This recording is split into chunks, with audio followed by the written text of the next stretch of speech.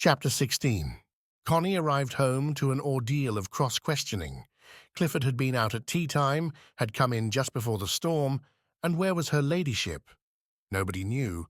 Only Mrs. Bolton suggested she had gone for a walk into the wood. Into the wood? In such a storm! Clifford for once let himself get into a state of nervous frenzy. He started at every flash of lightning and blenched at every roll of thunder. He looked at the icy thunder rain as if it dare the end of the world. He got more and more worked up. Mrs. Bolton tried to soothe him. "She'll be sheltering in the hut till it's over. Don't worry. Her ladyship is all right. I don't like her being in the wood in a storm like this. I don't like her being in the wood at all. She's been gone now more than 2 hours. When did she go out?" "A little while before you came in. I didn't see her in the park. God knows where she is and what has happened to her." "Oh, nothing's happened to her. You'll see, she'll be home directly after the rain stops. It's just the rain that's keeping her." But her ladyship did not come home directly. The rain stopped. In fact, time went by. The sun came out for his last yellow glimpse, and there still was no sign of her. The sun was set, it was growing dark, and the first dinner gong had rung. "It's no good," said Clifford in a frenzy. "I'm going to send out Field and Betts to find her." "Oh, don't do that," cried Mrs. Bolton. "They'll think there's a suicide or something. Oh, don't start a lot of talk going. Let me slip over to the hut and see if she's not there. I'll find her all right." So, after some persuasion, Clifford allowed her to go. And so Connie had come upon her in the drive, alone and palely loitering. "You mustn't mind me coming to look for you, my lady." But Sir Clifford worked himself up into such a state. He made sure you were struck by lightning or killed by a falling tree. And he was determined to send Field and Betts to the wood to find the body. So I thought I'd better come, rather than set all the servants agog. She spoke nervously. She could still see on Connie's face the smoothness and the half-dream of passion, and she could feel the irritation against herself. "Quite," said Connie, and she could say no more. The two women plodded on through the wet world in silence, while great drops splashed like explosions in the wood.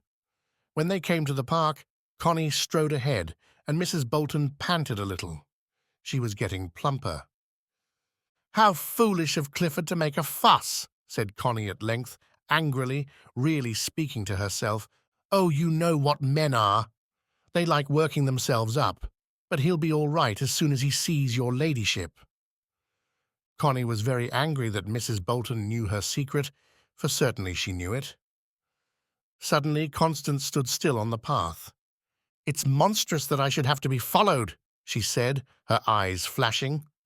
"Oh, your ladyship, don't say that. He'd certainly have sent the two men, and they'd have come straight to the hut. I didn't know where it was, really." Connie flushed darker with rage at the suggestion. Yet while her passion was on her, she could not lie. She could not even pretend there was nothing between herself and the keeper. She looked at the other woman who stood so sly, with her head dropped, yet somehow, in her femaleness, an ally.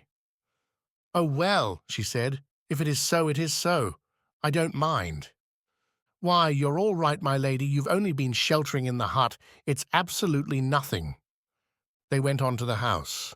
Connie marched into Clifford's room, furious with him, furious with his pale, overwrought face and prominent eyes. "I must say, I don't think you need send the servants after me," she burst out. "My God!" he exploded. "Where have you been, woman? You've been gone hours, and in a storm like this. What the hell do you go to that bloody wood for? What have you been up to? It's hours even since the rain stopped. Hours. Do you know what time it is? You're enough to drive anybody mad. Where have you been? What in the name of hell have you been doing? And what if I don't choose to tell you?" She pulled her hat from her head and shook her hair. He looked at her with his eyes bulging and yellow coming into the whites. It was very bad for him to get into these rages. Mrs. Bolton had a weary time with him for days after. Connie felt a sudden qualm. "But really," she said, milder, Anyone would think I'd been I don't know where. I just sat in the hut during all the storm and made myself a little fire and was happy." She spoke now easily. After all, why work him up any more? He looked at her suspiciously. "And look at your hair," he said. "Look at yourself." "Yes," she replied calmly. "I ran out in the rain with no clothes on." He stared at her, speechless. "You must be mad," he said. "Why, to like a shower bath from the rain. And how did you dry yourself?" "On an old towel and at the fire." He still stared at her in a dumbfounded way. "And supposing anybody came," he said, "who would come?" "Who? Why, anybody. And Mellors. Does he come? He must come in the evenings." Yes, he came later, when it had cleared up, to feed the pheasants with corn. She spoke with amazing nonchalance. Mrs. Bolton, who was listening in the next room, heard in sheer admiration. To think a woman could carry it off so naturally. "And suppose he'd come while you were running about in the rain with nothing on? Like a maniac?" "I suppose he'd have had the fright of his life and cleared out as fast as he could." Clifford still stared at her, transfixed. What he thought in his underconsciousness he would never know. And he was too much taken aback to form one clear thought in his upper consciousness. He just simply accepted what she said in a sort of blank. And he admired her. He could not help admiring her. She looked so flushed and handsome and smooth, love smooth. "At least," he said, subsiding, "you'll be lucky if you've got off without a severe cold." "Oh, I haven't got a cold," she replied. She was thinking to herself of the other man's words. "That's got the nicest woman's arse of anybody."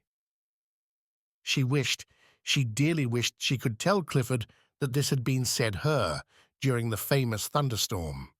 However, she bore herself rather like an offended queen and went upstairs to change. That evening, Clifford wanted to be nice to her. He was reading one of the latest scientific religious books. He had a streak of a spurious sort of religion in him and was egocentrically concerned with the future of his own ego. It was like his habit to make conversation to Connie about some book, since the conversation between them had to be made, almost chemically. They had almost chemically to concoct it in their heads. "What do you think of this, by the way?" he said, reaching for his book. "You'd have no need to cool your ardent body by running out in the rain, if only we have a few more eons of evolution behind us.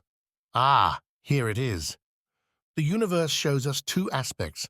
On one side, it is physically wasting. On the other, it is spiritually ascending." Connie listened, expecting more. But Clifford was waiting. She looked at him in surprise. "And if it spiritually ascends," she said, "what does it leave down below, in the place where its tail used to be?" "Ah," he said, "take the man for what he means. Ascending is the opposite of his wasting, I presume. Spiritually blown out, so to speak. No, but seriously, without joking, do you think there is anything in it?" She looked at him again. "Physically wasting?" she said.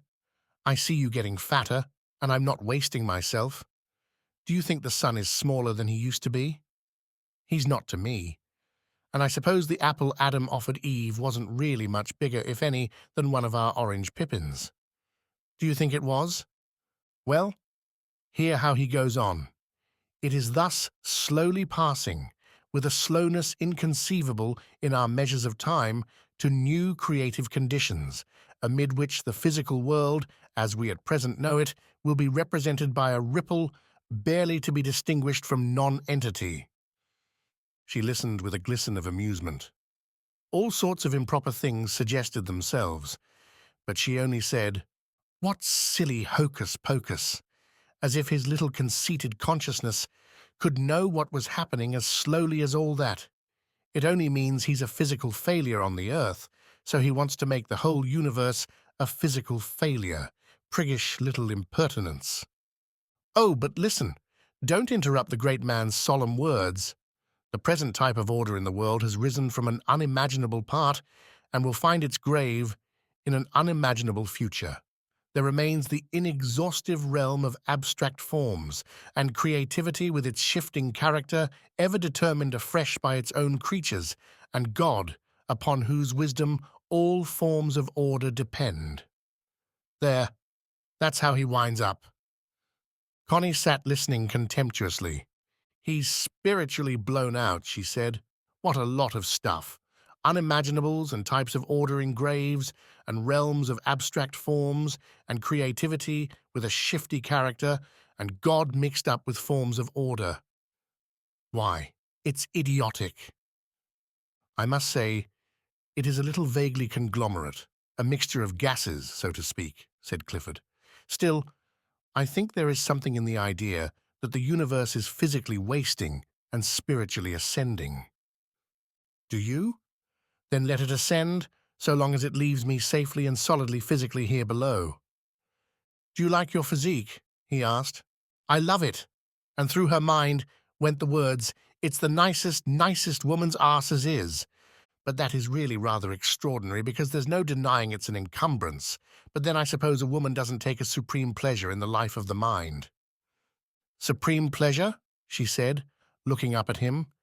Is that sort of idiocy the supreme pleasure of the life of the mind? No, thank you. Give me the body. I believe the life of the body is a greater reality than the life of the mind, when the body is really wakened to life. But so many people, like your famous wind machine, have only got minds tacked on to their physical corpses. He looked at her in wonder. The life of the body, he said, is just the life of the animals. And that's better than the life of professional corpses. But it's not true. The human body is only just coming to real life.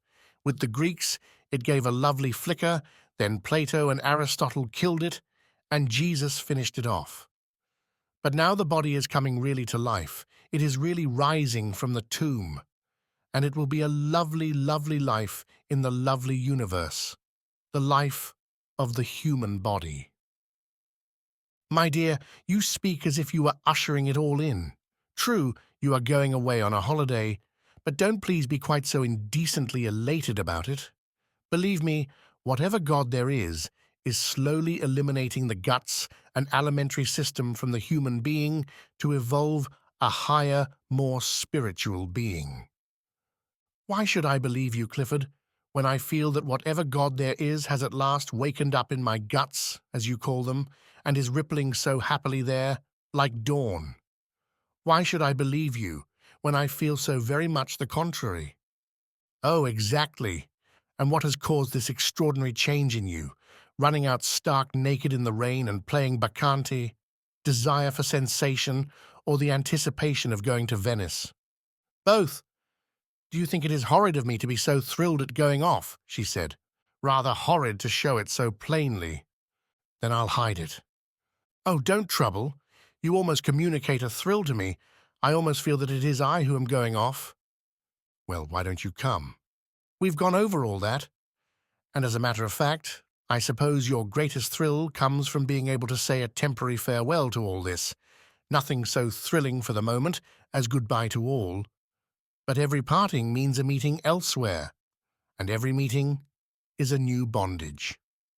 I'm not going to enter any new bondages. Don't boast, while the gods are listening, he said. She pulled up short. No, I won't boast, she said. But she was thrilled, nonetheless, to be going off, to feel bonds snap. She couldn't help it. Clifford, who couldn't sleep, gambled all night with Mrs. Bolton till she was too sleepy almost to live. And the day came round for Hilda to arrive. Connie had arranged with Mellors that if everything promised well for their night together, she would hang a green shawl out of the window. If there were frustration, a red one. Mrs. Bolton helped Connie to pack. It will be so good for your ladyship to have a change. I think it will. You don't mind having Sir Clifford on your hands alone for a time, do you? Oh, no. I can manage him quite all right. I mean, I can do all he needs me to do. Don't you think he's better than he used to be? Oh, much. You do wonders with him.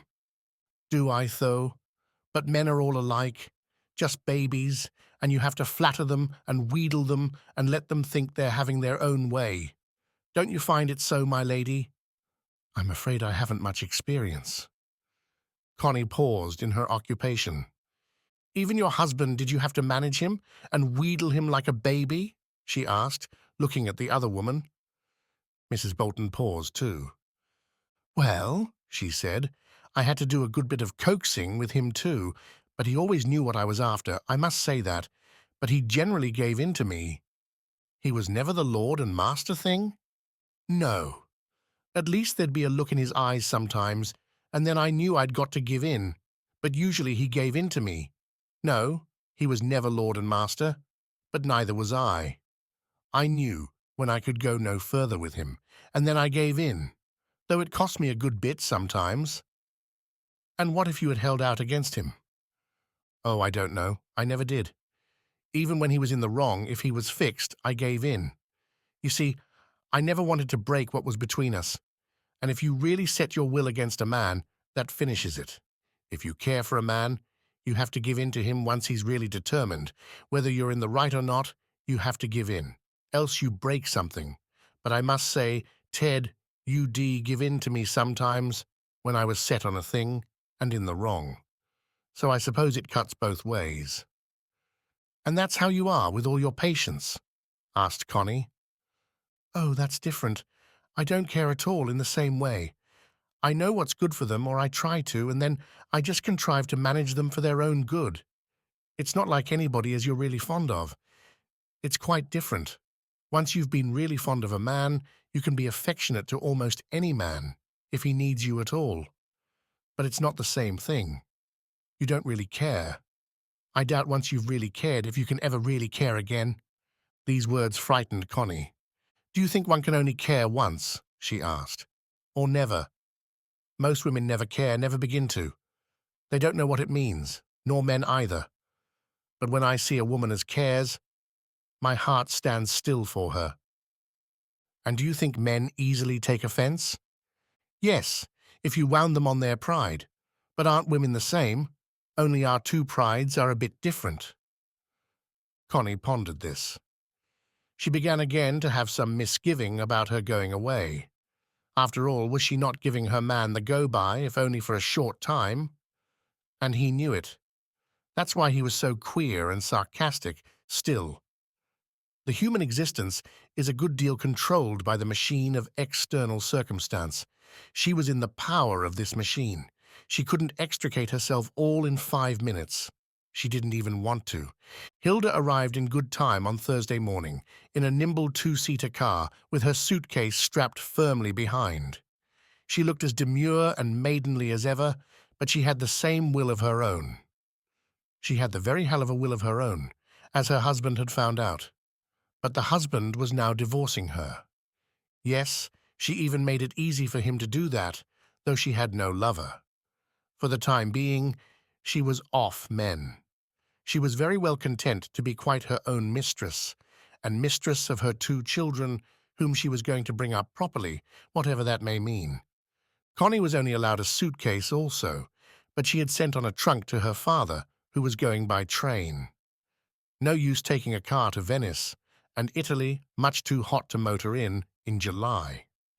He was going comfortably by train. He had just come down from Scotland. So, like a demure Arcadian field marshal, Hilda arranged the material part of the journey. She and Connie sat in the upstairs room, chatting. "But Hilda," said Connie, a little frightened, "I want to stay near here tonight. Not here, near here." Hilda fixed her sister with grey, inscrutable eyes. She seemed so calm, and she was so often furious. "Where, near here?" she asked softly. "Well, you know I love somebody, don't you? I gathered there was something. Well, he lives near here, and I want to spend this last night with him. I must. I've promised." Connie became insistent. Hilda bent her Minerva-like head in silence. Then she looked up. "Do you want to tell me who he is?" she said. "He's our gamekeeper," faltered Connie, and she flushed vividly, like a shamed child. "Connie!" said Hilda, lifting her nose slightly with disgust, a motion she had from her mother. "I know, but he's lovely, really. He really understands tenderness," said Connie, trying to apologize for him. "Hilda, like a ruddy, rich-coloured Athena, bowed her head and pondered. She was really violently angry, but she dared not show it, because Connie, taking after her father, would straightway become obstreperous and unmanageable. It was true, Hilda did not like Clifford, his cool assurance that he was somebody. She thought he made use of Connie shamefully and impudently. She had hoped her sister would leave him, but being solid Scotch middle class, she loathed any lowering of oneself or the family. She looked up at last. "You'll regret it," she said. "I shan't," cried Connie, flushed red. "He's quite the exception. I really love him. He's lovely as a lover." Hilda still pondered. "You'll get over him quite soon," she said, "and live to be ashamed of yourself because of him." "I shan't. I hope I'm going to have a child of his." "Connie," said Hilda, hard as a hammer stroke and pale with anger. "I shall if I possibly can. I should be fearfully proud if I had a child by him." It was no use talking to her. Hilda pondered. "And doesn't Clifford suspect?" she said. "Oh, no, why should he?" "I've no doubt you've given him plenty of occasion for suspicion," said Hilda. "Not at all. And tonight's business seems quite gratuitous folly. Where does the man live?" "In the cottage at the other end of the wood." "Is he a bachelor?" "No, his wife left him." "How old?" "I don't know. Older than me." Hilda became more angry at every reply, angry as her mother used to be in a kind of paroxysm. But still she hid it. "I would give up tonight's escapade if I were you," she advised calmly. "I can't. I must stay with him tonight, or I can't go to Venice at all. I just can't." Hilda heard her father over again, and she gave way out of mere diplomacy. And she consented to drive to Mansfield, both of them, to dinner, to bring Connie back to the Lane End after dark, and to fetch her from the Lane End the next morning, herself sleeping in Mansfield, only half an hour away. Good going. But she was furious. She stored it up against her sister, this balk in her plans. Connie flung an emerald-green shawl over her window-sill. On the strength of her anger, Hilda warmed toward Clifford. After all, he had a mind. And if he had no sex, functionally, all the better, so much the less to quarrel about. Hilda wanted no more of that sex business, where men became nasty, selfish little horrors. Connie really had less to put up with than many women if she did but know it. And Clifford decided that Hilda, after all, was a decidedly intelligent woman and would make a man a first-rate helpmate if he were going in for politics, for example. Yes, she had none of Connie's silliness. Connie was more a child. You had to make excuses for her because she was not altogether dependable. There was an early cup of tea in the hall, where doors were open to let in the sun. Everybody seemed to be panting a little. "Goodbye, Connie girl. Come back to me safely. Goodbye, Clifford. Yes, I shan't be long." Connie was almost tender. "Goodbye, Hilda. You will keep an eye on her, won't you?" "I'll even keep two," said Hilda. "She shan't go very far astray." "It's a promise." "Goodbye, Mrs. Bolton. I know you'll look after Sir Clifford nobly." "I'll do what I can, your ladyship. And write to me if there is any news. And tell me about Sir Clifford, how he is." "Very good, your ladyship, I will. And have a good time and come back and cheer us up." Everybody waved. The car went off. Connie looked back and saw Clifford sitting at the top of the steps in his house chair. After all, he was her husband. Rugby was her home. Circumstance had done it. Mrs. Chambers held the gate and wished her ladyship a happy holiday. The car slipped out of the dark spinney that masked the park onto the high road where the colliers were trailing home. Hilda turned to the Cross Hill Road. That was not a main road, but ran to Mansfield. Connie put on goggles. They ran beside the railway, which was in a cutting below them. Then they crossed the cutting on a bridge. "That's the lane to the cottage," said Connie. Hilda glanced at it impatiently. "It's a frightful pity we can't go straight off," she said. "We could have been in Pall Mall by 9 o'clock." "I'm sorry for your sake," said Connie, from behind her goggles. They were soon at Mansfield, that once romantic, now utterly disheartening colliery town. Hilda stopped at the hotel named in the motorcar book and took a room. The whole thing was utterly uninteresting, and she was almost too angry to talk. However, Connie had to tell her something of the man's history. He, what name do you call him by? You only say he, said Hilda.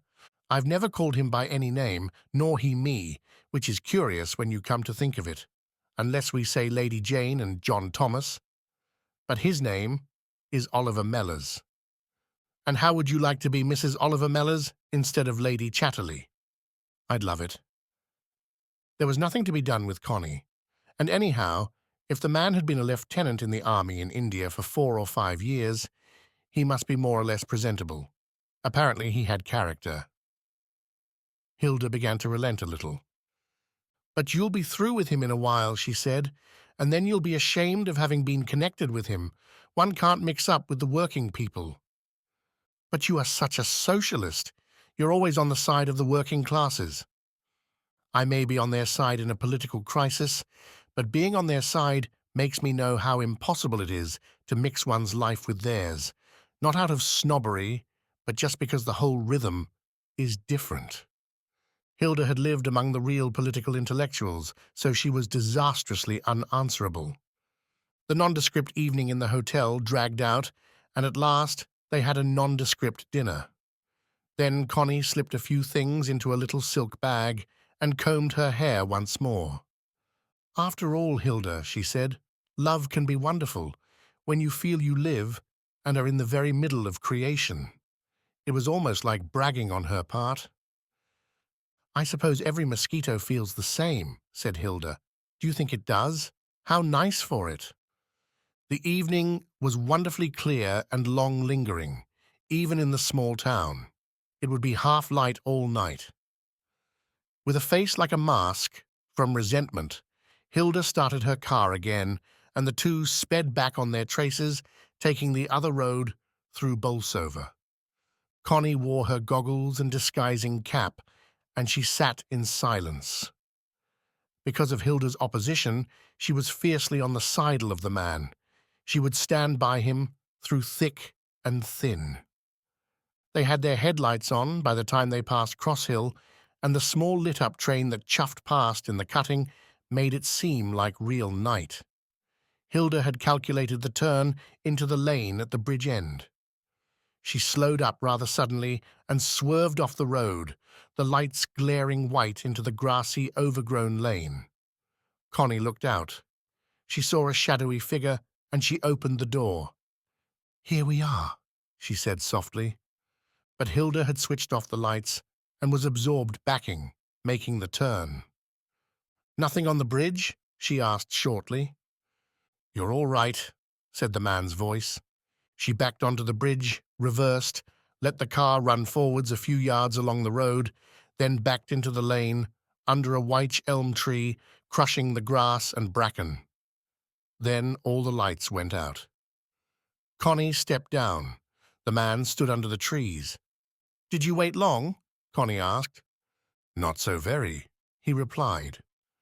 They both waited for Hilda to get out, but Hilda shut the door of the car and sat tight. "This is my sister, Hilda. Won't you come and speak to her? Hilda, this is Mr. Mellors." The keeper lifted his hat but went no nearer. "Do walk down to the cottage with us, Hilda," Connie pleaded. "It's not far." "What about the car? People do leave them on the lanes. You have the key." Hilda was silent, deliberating. Then she looked backwards down the lane. "Can I back round the bush?" she said. "Oh, yes," said the keeper. She backed slowly round the curve, out of sight of the road, locked the car, and got down. It was night, but luminous dark. The hedges rose high and wild by the unused lane, and very dark seeming. There was a fresh, sweet scent on the air. The keeper went ahead, then came Connie, then Hilda, and in silence. He lit up the difficult places with a flashlight torch, and they went on again, while an owl softly hooted over the oaks, and Flossie padded silently around. Nobody could speak. There was nothing to say. At length Connie saw the yellow light of the house, and her heart beat fast. She was a little frightened. They trailed on, still in Indian file. He unlocked the door and preceded them into the warm but bare little room. The fire burned low and red in the grate. The table was set with 2 plates and 2 glasses on a proper white tablecloth for once. Hilda shook her hair and looked round the bare, cheerless room. Then she summoned her courage and looked at the man. He was moderately tall and thin, and she thought him good-looking. He kept a quiet distance of his own and seemed absolutely unwilling to speak. "Do sit down, Hilda," said Connie. "Do," he said. "Can I make you tea or anything, or will you drink a glass of beer? It's moderately cool." "Beer," said Connie. "Beer for me, please," said Hilda, with a mock sort of shyness. He looked at her and blinked. He took a blue jug and tramped to the scullery. When he came back with the beer, his face had changed again. Connie sat down by the door, and Hilda sat in his seat with the back to the wall against the window corner. "That is his chair," said Connie softly, and Hilda rose as if it had burnt her. "Sit ye still, sit ye still. Tai ony cheer as you'n a mind to, none of us is the big bear," he said with complete equanimity. And he brought Hilda a glass and poured her beer first from the blue jug. "As for cigarettes," he said, "I've got none, but 'appen you've got your own. I dunna smoke, my son. Shall you eat summat?" He turned direct to Connie. "Shall Tita smite a summat if I bring it thee? That can usually do with a bite."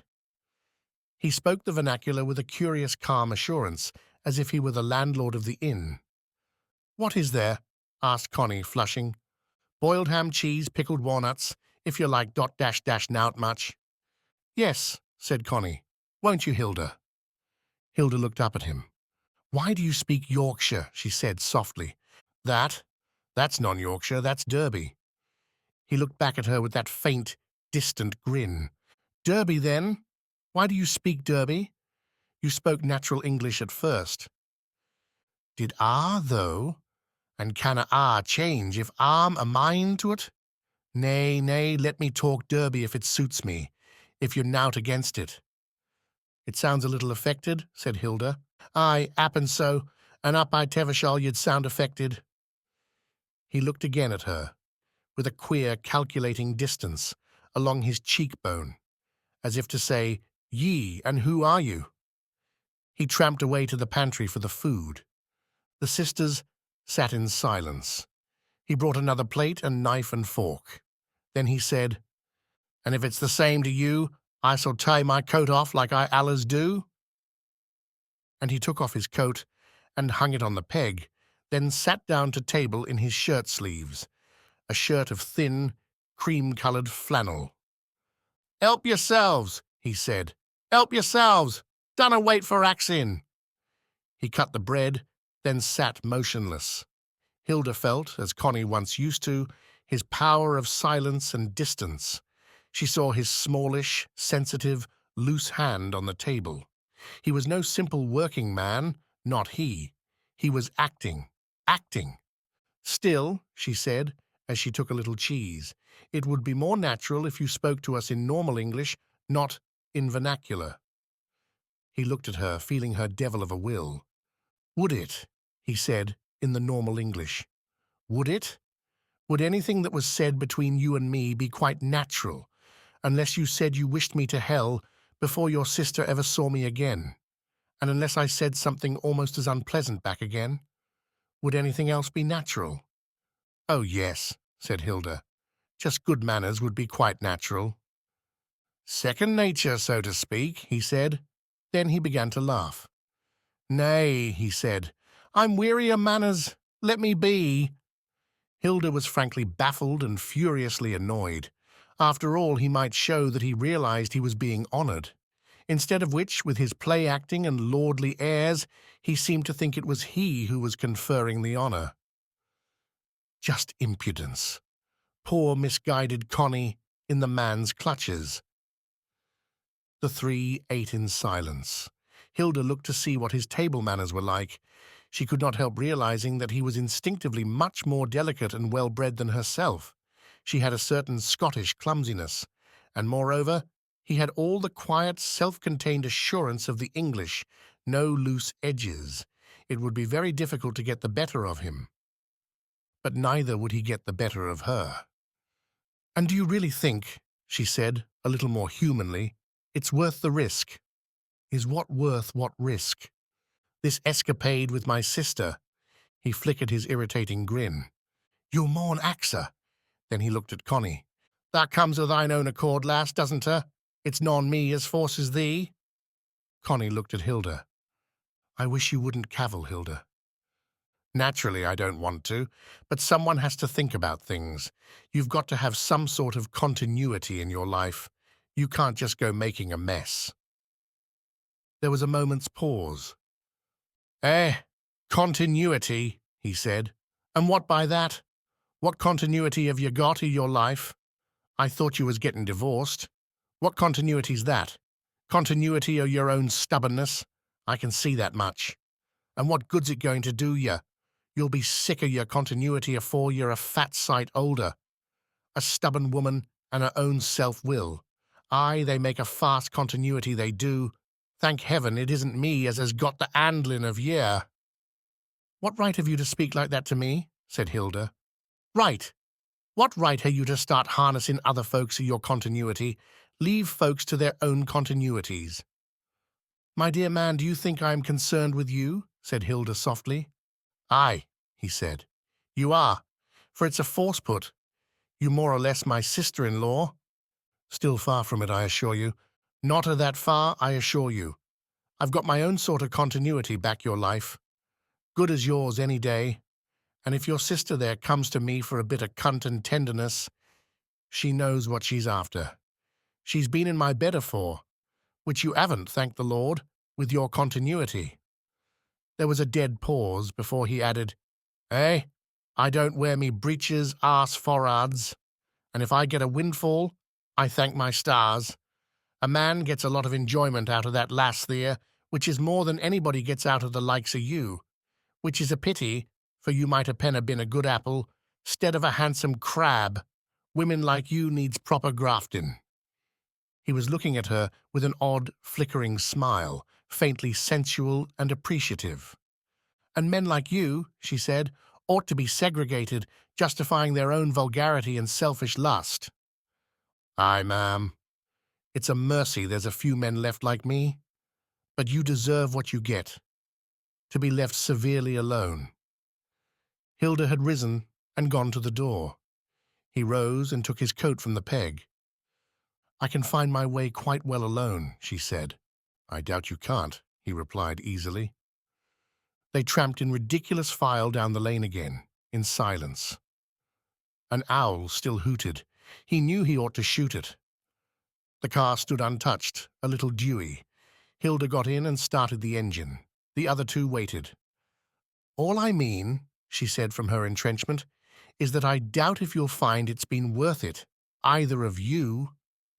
"One man's meat is another man's poison," he said out of the darkness. "But it's meat and drink to me." The lights flared out. "Don't make me wait in the morning." "No, I won't. Good night." The car rose slowly onto the high road, then slid swiftly away, leaving the night silent. Connie timidly took his arm, and they went down the lane. He did not speak. At length she drew him to a standstill. "Kiss me," she murmured. "Nay, wait a bit. Let me simmer down," he said. That amused her. She still kept hold of his arm, and they went quickly down the lane in silence. She was so glad to be with him just now. She shivered, knowing that Hilda might have snatched her away. He was inscrutably silent. When they were in the cottage again, she almost jumped with pleasure that she should be free of her sister. "But you were horrid to Hilda," she said to him. "She should have been slapped in time." "But why? And she's so nice." He didn't answer, went round doing the evening chores with a quiet, inevitable sort of motion. He was outwardly angry, but not with her. So Connie felt. And his anger gave him a peculiar handsomeness, an inwardness and glisten that thrilled her and made her limbs go molten. Still he took no notice of her, till he sat down and began to unlace his boots. Then he looked up at her from under his brows, on which the anger still sat firm. "Shan't you go up?" he said. "There's a candle." He jerked his head swiftly to indicate the candle burning on the table. She took it obediently, and he watched the full curve of her hips as she went up the first stairs. It was a night of sensual passion, in which she was a little startled and almost unwilling, yet pierced again with piercing thrills of sensuality, different, sharper, more terrible than the thrills of tenderness, but, at the moment, more desirable. Though a little frightened, she let him have his way, and the reckless, shameless sensuality shook her to her foundations, stripped her to the very last, and made a different woman of her. It was not really love, it was not voluptuousness, it was sensuality sharp and searing as fire, burning the soul to tinder, burning out the shames, the deepest, oldest shames, in the most secret places. It cost her an effort to let him have his way and his will of her. She had to be a passive, consenting thing, like a slave, a physical slave. Yet the passion licked round her, consuming, and when the sensual flame of it pressed through her bowels and breast, she really thought she was dying, yet a poignant, marvelous death. She had often wondered what Abelard meant when he said that in their year of love he and Heloise had passed through all the stages and refinements of passion. The same thing, 1,000 years ago, 10,000 years ago, the same on the Greek vases everywhere, the refinements of passion, the extravagances of sensuality, and necessary, forever necessary, to burn out false shames and smelt out the heaviest ore of the body into purity, with the fire of sheer sensuality. In the short summer night, she learnt so much. She would have thought a woman would have died of shame, instead of which the shame died. Shame, which is fear. The deep, organic shame, the old physical fear which crouches in the bodily roots of us and can only be chased away by the sensual fire. At last it was roused up and routed by the phallic hunt of the man, and she came to the very heart of the jungle of herself. She felt now she had come to the real bedrock of her nature and was essentially shameless. She was her sensual self, naked and unashamed. She felt a triumph, almost a vainglory. So, that was how it was. That was life. That was how oneself really was. There was nothing left to disguise or be ashamed of. She shared her ultimate nakedness with a man, another being. And what a reckless devil the man was, really like a devil. One had to be strong to bear him. But it took some getting at, the core of the physical jungle, the last and deepest recess of organic shame. The phallos alone could explore it, and how he had pressed in on her, and how in fear she had hated it, but how she had really wanted it. She knew now. At the bottom of her soul, fundamentally, she had needed this phallic hunting out. She had secretly wanted it, and she had believed that she would never get it. Now suddenly there it was, and a man was sharing her last and final nakedness. She was shameless. What liars, poets, and everybody were. They made one think one wanted sentiment, when what one supremely wanted was this piercing, consuming, rather awful sensuality. To find a man who dared do it without shame or sin or final misgiving. If he had been ashamed afterwards and made one feel ashamed, how awful! What a pity most men are so doggy, a bit shameful like Clifford, like Michaelis even, both sensually, a bit doggy and humiliating. The supreme pleasure of the mind. And what is that to a woman? What is it really to the man either? He becomes merely messy and doggy, even in his mind. It needs sheer sensuality even to purify and quicken the mind. Sheer fiery sensuality, not messiness. Ah, God, how rare a thing a man is. They are all dogs that trot and sniff and copulate. to have found a man who was not afraid and not ashamed.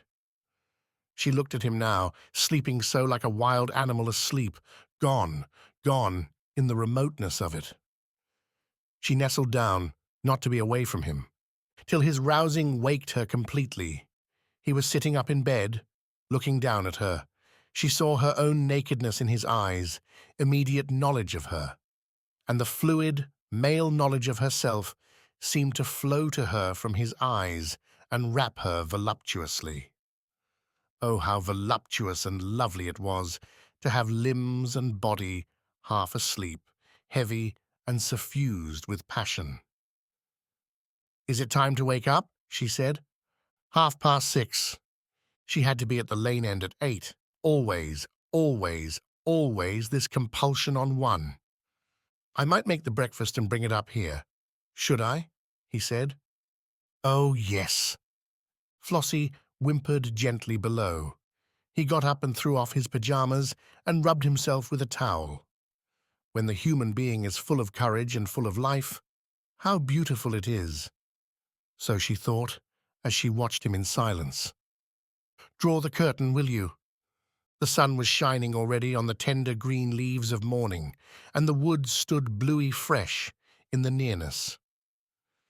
She sat up in bed, looking dreamily out through the dormer window, her naked arms pushing her naked breasts together. He was dressing himself. She was half dreaming of life, a life together with him, just a life. He was going, fleeing from her dangerous, crouching nakedness. "Have I lost my nightie altogether?" she said. He pushed his hand down in the bed and pulled out the bit of flimsy silk. "I knowed I felt silk at my ankles," he said, but the nightdress was slit almost in two. "Never mind," she said. "It belongs here, really. I'll leave it." "Aye, leave it. I can put it between my legs at night. For company. There's no name nor mark on it, is there?" She slipped on the torn thing and sat dreamily looking out of the window. The window was open, the air of morning drifted in, and the sound of birds. Birds flew continuously past. Then she saw Flossie roaming out. It was morning. Downstairs she heard him making the fire, pumping water, going out at the back door. By and by came the smell of bacon, and at length he came upstairs with a huge black tray that would only just go through the door. He set the tray on the bed and poured out the tea. Connie squatted in her torn nightdress and fell on her food hungrily. He sat on the one chair with his plate on his knees. "How good it is," she said.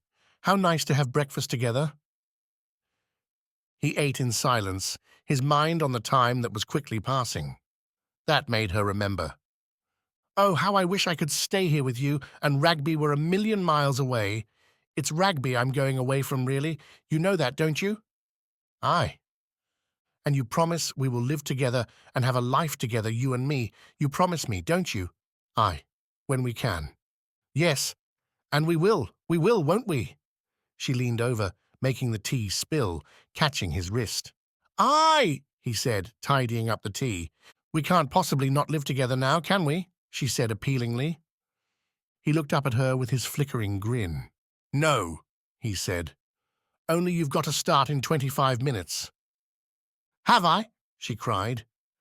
Suddenly he held up a warning finger and rose to his feet. Flossie had given a short bark, then 3 loud, sharp yaps of warning. Silent, he put his plate on the tray and went downstairs. Constance heard him go down the garden path. A bicycle bell tinkled outside there. "Morning, Mr. Mellors. Registered letter." "Oh, hey, got a pencil." "Here you are." There was a pause. "Canada," said the stranger's voice. "Aye, that's a mate of mine out there in British Columbia. Dunno what he's got to register." "Happen sent your fortune like?" "More like once summit." Pause. "Well, lovely day again." "Aye. Morning." "Morning." After a time he came upstairs again, looking a little angry. "Postman," he said. "Very early," she replied. "Rural round. He's mostly here by 7 when he does come." "Did your mate send you a fortune?" "No." Only some photographs and papers about a place out there in British Columbia. Would you go there? I thought perhaps we might. Oh, yes, I believe it's lovely. But he was put out by the postman's coming. Them damn bikes, they're on you afore you know where you are. I hope he twigged nothing. After all, what could he twig?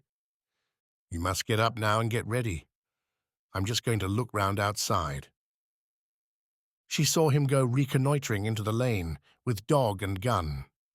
She went downstairs and washed, and was ready by the time he came back with the few things in the little silk bag.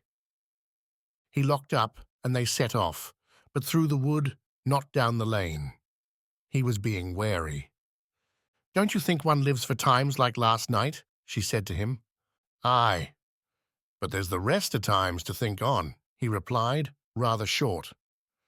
They plodded on down the overgrown path, he in front, in silence. "And we will live together and make a life together, won't we?" she pleaded. "Aye," he replied, striding on without looking round. "When the time comes. Just now you're off to Venice or somewhere." She followed him dumbly with sinking heart. Oh, now she was way to go. At last he stopped. "I'll just strike across here," he said, pointing to the right. But she flung her arms round his neck and clung to him. "But you'll keep the tenderness for me, won't you?" she whispered. "I loved last night. But you'll keep the tenderness for me, won't you?" He kissed her and held her close for a moment. Then he sighed and kissed her again. "I must go and look if the car's there." He strode over the low brambles and bracken, leaving a trail through the fern. For a minute or two, he was gone. Then he came striding back. "Car's not there yet," he said, "but there's the baker's cart onto road." He seemed anxious and troubled. "Hark!" They heard a car softly hoot as it came nearer. It slowed up on the bridge. She plunged with utter mournfulness in his track through the fern and came to a huge holly hedge. He was just behind her. "Here! Go through there," he said, pointing to a gap. "I shan't come out." She looked at him in despair, but he kissed her and made her go. She crept in sheer misery through the holly and through the wooden fence, stumbled down the little ditch and up into the lane, where Hilda was just getting out of the car in vexation. "Why, you're there," said Hilda. "Where's he?" "He's not coming." Connie's face was running with tears as she got into the car with her little bag. Hilda snatched up the motoring helmet with the disfiguring goggles. "Put it on," she said, and Connie pulled on the disguise, then the long motoring coat, and she sat down, a goggling, inhuman, unrecognizable creature. Hilda started the car with a businesslike motion. They heaved out of the lane and were away down the road. Connie had looked round, but there was no sight of him. Away, away! She sat in bitter tears. The parting had come so suddenly, so unexpectedly. It was like death.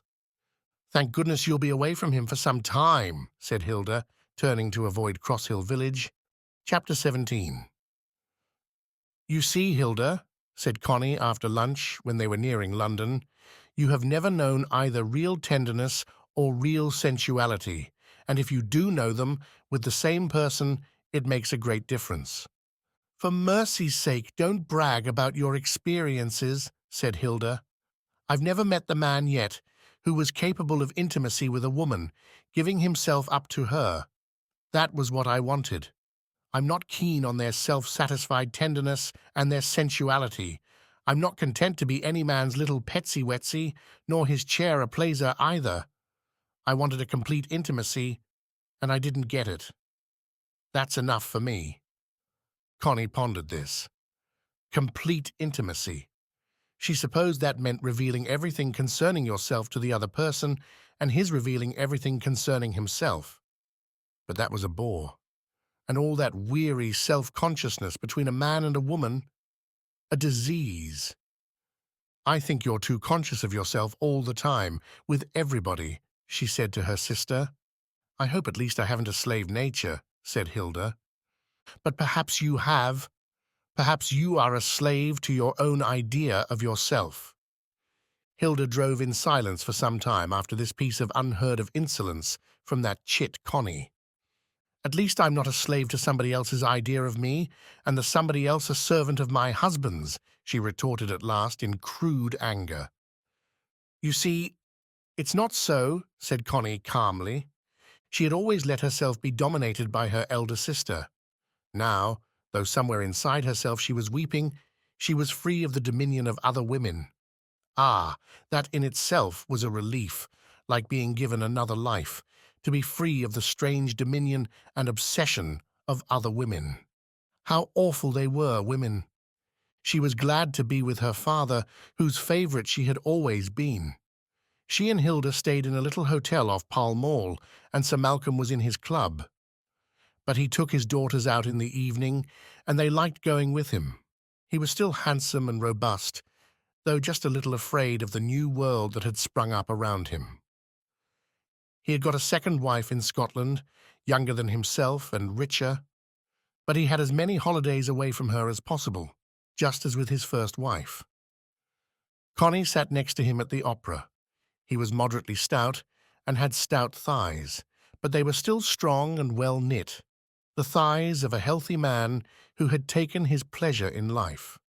His good-humoured selfishness, his dogged sort of independence, his unrepenting sensuality, it seemed to Connie she could see them all in his well-knit, straight thighs. Just a man.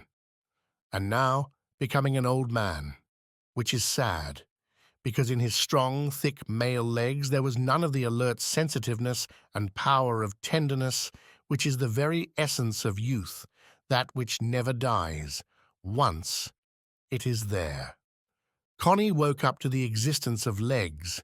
They became more important to her than faces, which are no longer very real. How few people had live alert legs. She looked at the men in the stalls, great puddingy thighs in black pudding cloth, or lean wooden sticks in black funeral stuff, or well-shaped young legs without any meaning whatever, either sensuality or tenderness or sensitiveness, just mere leggy ordinariness that pranced around. Not even any sensuality like her father's. They were all daunted out of existence. But the women were not daunted. The awful millposts of most females, really shocking, really enough to justify murder. Or the poor thin pegs, or the trim, neat things in silk stockings, without the slightest look of life. Awful. The millions of meaningless legs prancing meaninglessly around. But she was not happy in London. The people seemed so spectral and blank. They had no alive happiness, no matter how brisk and good-looking they were. It was all barren. And Connie had a woman's blind craving for happiness, to be assured of happiness. In Paris, at any rate, she felt a bit of sensuality still. But what a weary, tired, worn-out sensuality, worn out for lack of tenderness. Oh, Paris was sad. One of the saddest towns.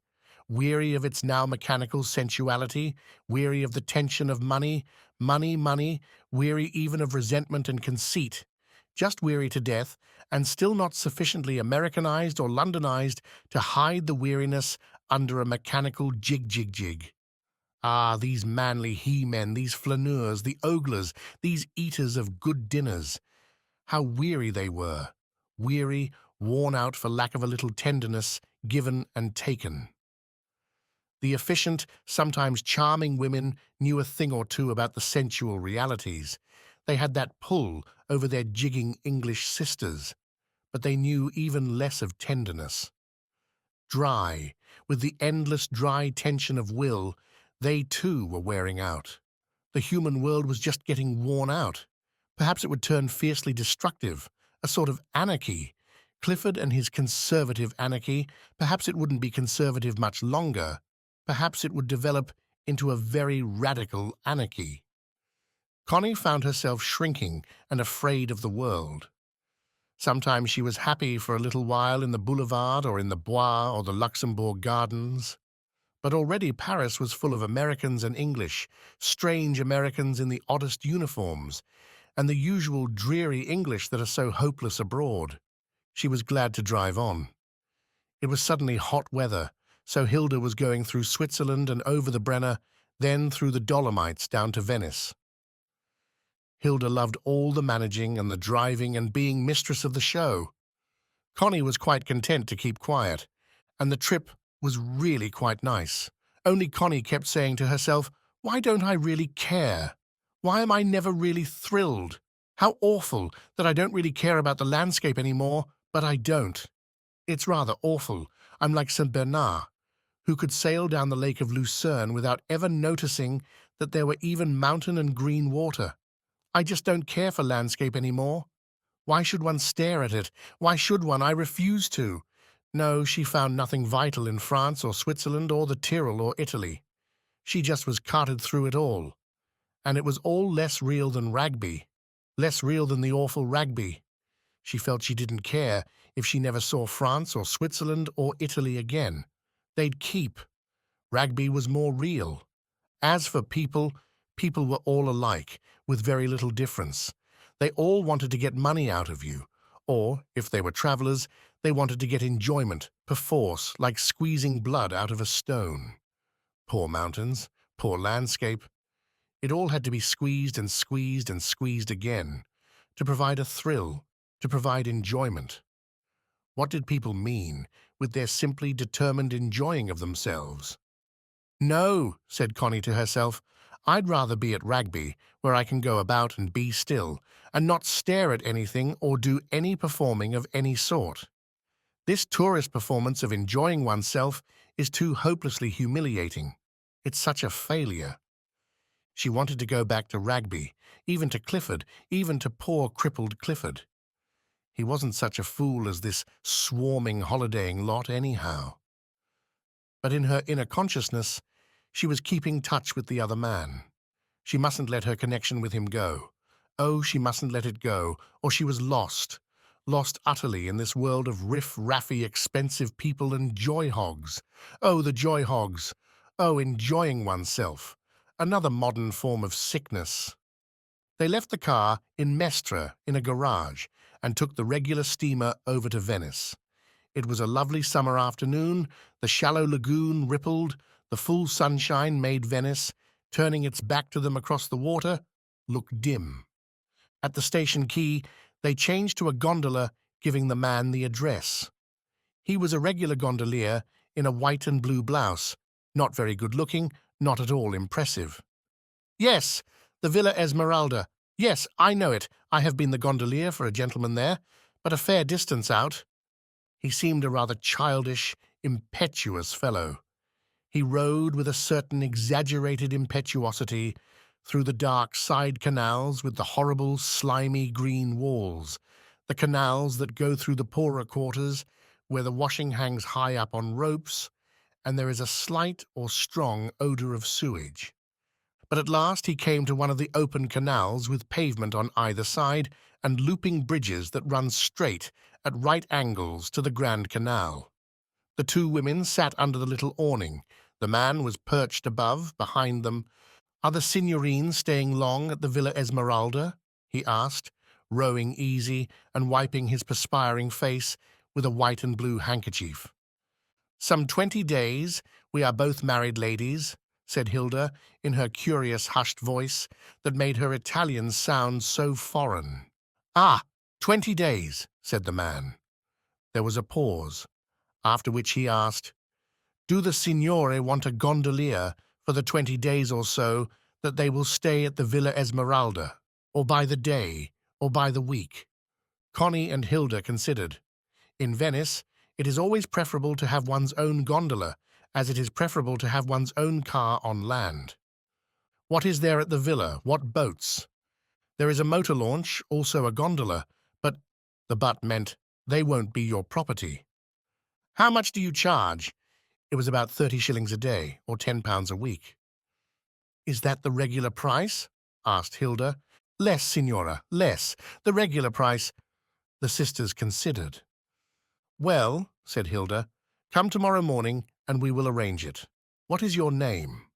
His name was Giovanni, and he wanted to know at what time he should come. And then for whom should he say he was waiting? Hilda had no card. Connie gave him one of hers. He glanced at it swiftly with his hot, southern blue eyes, then glanced again. "Ah," he said, lighting up. "Milady! Milady, isn't it?" "Milady Costanza," said Connie. He nodded, repeating, "Milady Costanza," and putting the card carefully away in his blouse. The Villa Esmeralda was quite a long way out, on the edge of the lagoon, looking towards Chioggia. It was not a very old house, and pleasant, with the terraces looking seawards, and below quite a big garden with dark trees, walled in from the lagoon. Their host was a heavy, rather coarse Scotchman, who had made a good fortune in Italy before the war, and had been knighted for his ultra-patriotism during the war. His wife was a thin, pale, sharp kind of person with no fortune of her own, and the misfortune of having to regulate her husband's rather sordid, amorous exploits. He was terribly tiresome with the servants, but having had a slight stroke during the winter, he was now more manageable. The house was pretty full. Besides Sir Malcolm and his 2 daughters, there were 7 more people, a Scotch couple, again with 2 daughters, a young Italian contessa, a widow, a young Georgian prince, and a youngish English clergyman who had had pneumonia and was being chaplain to Sir Alexander for his health's sake. The prince was penniless, good-looking, would make an excellent chauffeur with the necessary impudence and basta. The Contessa was a quiet little puss with a game on somewhere. The clergyman was a raw, simple fellow from a Bucks vicarage. Luckily, he had left his wife and 2 children at home. And the Guthries, the family of 4, were good, solid Edinburgh middle class, enjoying everything in a solid fashion and daring everything while risking nothing. Connie and Hilda ruled out the prince at once. The Guthries were more or less their own sort, substantial but boring, and the girls wanted husbands. The chaplain was not a bad fellow, but too deferential.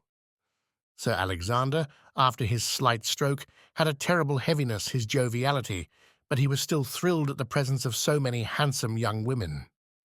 Lady Cooper was a quiet, catty person who had a thin time of it, poor thing, and who watched every other woman with a cold watchfulness that had become her second nature, and who said cold, nasty little things which showed what an utterly low opinion she had of all human nature. She was also quite venomously overbearing with the servants, Connie found, but in a quiet way, and she skilfully behaved so that Sir Alexander should think that he was lord and monarch of the whole caboose, with his stout, would-be genial paunch and his utterly boring jokes, his humorosity, as Hilda called it. Sir Malcolm was painting. Yes, he still would do a Venetian lagoonscape now and then, in contrast to his Scottish landscapes. So in the morning he was rowed off with a huge canvas to his sight. A little later, Lady Cooper would he rode off into the heart of the city with sketching block and colours. She was an inveterate watercolour painter, and the house was full of rose-coloured palaces, dark canals, swaying bridges, medieval facades, and so on. A little later the Guthries, the Prince, the Countess, Sir Alexander, and sometimes Mr. Lind, the chaplain, would go off to the Lido, where they would bathe, coming home to a late lunch at 1:30. The house party, as a house party, was distinctly boring. But this did not trouble the sisters. They were out all the time. Their father took them to the exhibition, miles and miles of weary paintings. He took them to all the cronies of his in the Villa Lucchese. He sat with them on warm evenings in the piazza, having got a table at Florian's. He took them to the theatre, to the Goldoni plays. There were illuminated water feats. There were dances. This was a holiday place of all holiday places. The Lido, with its acres of sun-pinked or pajamaed bodies, was like a strand with an endless heap of seals come up for mating. Too many people in the piazza, too many limbs and trunks of humanity on the Lido, too many gondolas, too many motor launches, too many steamers, too many pigeons, too many ices, too many cocktails, too many menservants wanting tips, too many languages rattling, too much sun, too much smell of Venice, too many cargoes of strawberries, too many silk shawls, too many huge raw beef slices of watermelon on stalls, too much enjoyment, altogether far too much enjoyment. Connie and Hilda went around in their sunny frocks. There were dozens of people they knew, dozens of people knew them. Michaelis turned up like a bad penny. "Hello! Where you staying? Come and have an ice cream or something. Come with me somewhere in my gondola." Even Michaelis almost sunburned, though sun-cooked is more appropriate to the look of the mass of human flesh. It was pleasant in a way. It was almost enjoyment. But anyhow, with all the cocktails, all the lying in warmish water and sunbathing on hot sand in hot sun, jazzing with your stomach up against some fellow in the warm nights, cooling off with ices, it was a complete narcotic. And that was what they all wanted, a drug. The slow water, a drug, the sun, a drug, jazz, a drug, cigarettes, cocktails, ices, vermouth. To be drugged. Enjoyment, enjoyment. Hilda half liked being drugged. She liked looking at all the women, speculating about them. The women were absorbingly interested in the women. How does she look? What man has she captured? What fun is she getting out of it? The men were like great dogs in white flannel trousers, waiting to be patted, waiting to wallow, waiting to plaster some woman's stomach against their own. In jazz. Hilda liked jazz because she could plaster her stomach against the stomach of some so-called man and let him control her movement from the visceral center, here and there across the floor, and then she could break loose and ignore the creature he had been merely made use of. Poor Connie was rather unhappy. She wouldn't jazz because she simply couldn't plaster her stomach against some creature's stomach. She hated the conglomerate mass of nearly nude flesh on the Lido. There was hardly enough water to wet them all. She disliked Sir Alexander and Lady Cooper. She did not want Michaelis or anybody else trailing her.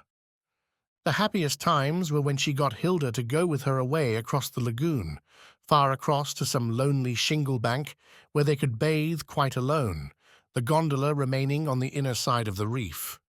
Then Giovanni got another gondolier to help him because it was a long way and he sweated terrifically in the sun. Giovanni was very nice, affectionate, as the Italians are, and quite passionless. The Italians are not passionate. Passion has deep reserves. They are easily moved and often affectionate, but they rarely have any abiding passion of any sort. So, Giovanni was already devoted to his ladies, as he had been devoted to cargoes of ladies in the past. He was perfectly ready to prostitute himself to them if they wanted him. He secretly hoped they would want him. They would give him a handsome present, and it would come in very handy, as he was just going to be married. He told them about his marriage, and they were suitably interested. He thought this trip to some lonely bank across the lagoon probably meant business, business being l'amore, love. So he got a mate to help him, for it was a long way, and after all, they were two ladies, two mackerels, good arithmetic, beautiful ladies too. He was justly proud of them, and though it was the signora who paid him and gave him orders, he rather hoped it would be the young milady who would select him for l'amore. She would give more money too. The mate he brought was called Daniele. He was not a regular gondolier, so he had none of the cadger and prostitute about him. He was a sandola man, a sandola being a big boat that brings in fruit and produce from the islands. Danielle was beautiful, tall and well-shapen, with a light round head of little, close, pale blonde curls and a good-looking man's face, a little like a lion, and long-distance blue eyes. He was not effusive, loquacious, and bibulous like Giovanni. He was silent, and he rowed with a strength and ease as if he were alone on the water. The ladies were ladies, remote from him. He did not even look at them. He looked ahead. He was a real man, a little angry when Giovanni drank too much wine and rowed awkwardly with effusive shoves of the great oar. He was a man as Mellors was a man, unprostituted. Connie pitied the wife of the easily overflowing Giovanni, but Daniele's wife would be one of those sweet Venetian women of the people whom one still sees, modest and flower-like in the back of that labyrinth of a town. Ah, how sad that man first prostitutes woman, then woman prostitutes man. Giovanni was pining to prostitute himself, dribbling like a dog, wanting to give himself to a woman. And for money, Connie looked at Venice far off, low and rose-coloured upon the water, built of money, blossomed of money, and dead with money. The money deadness.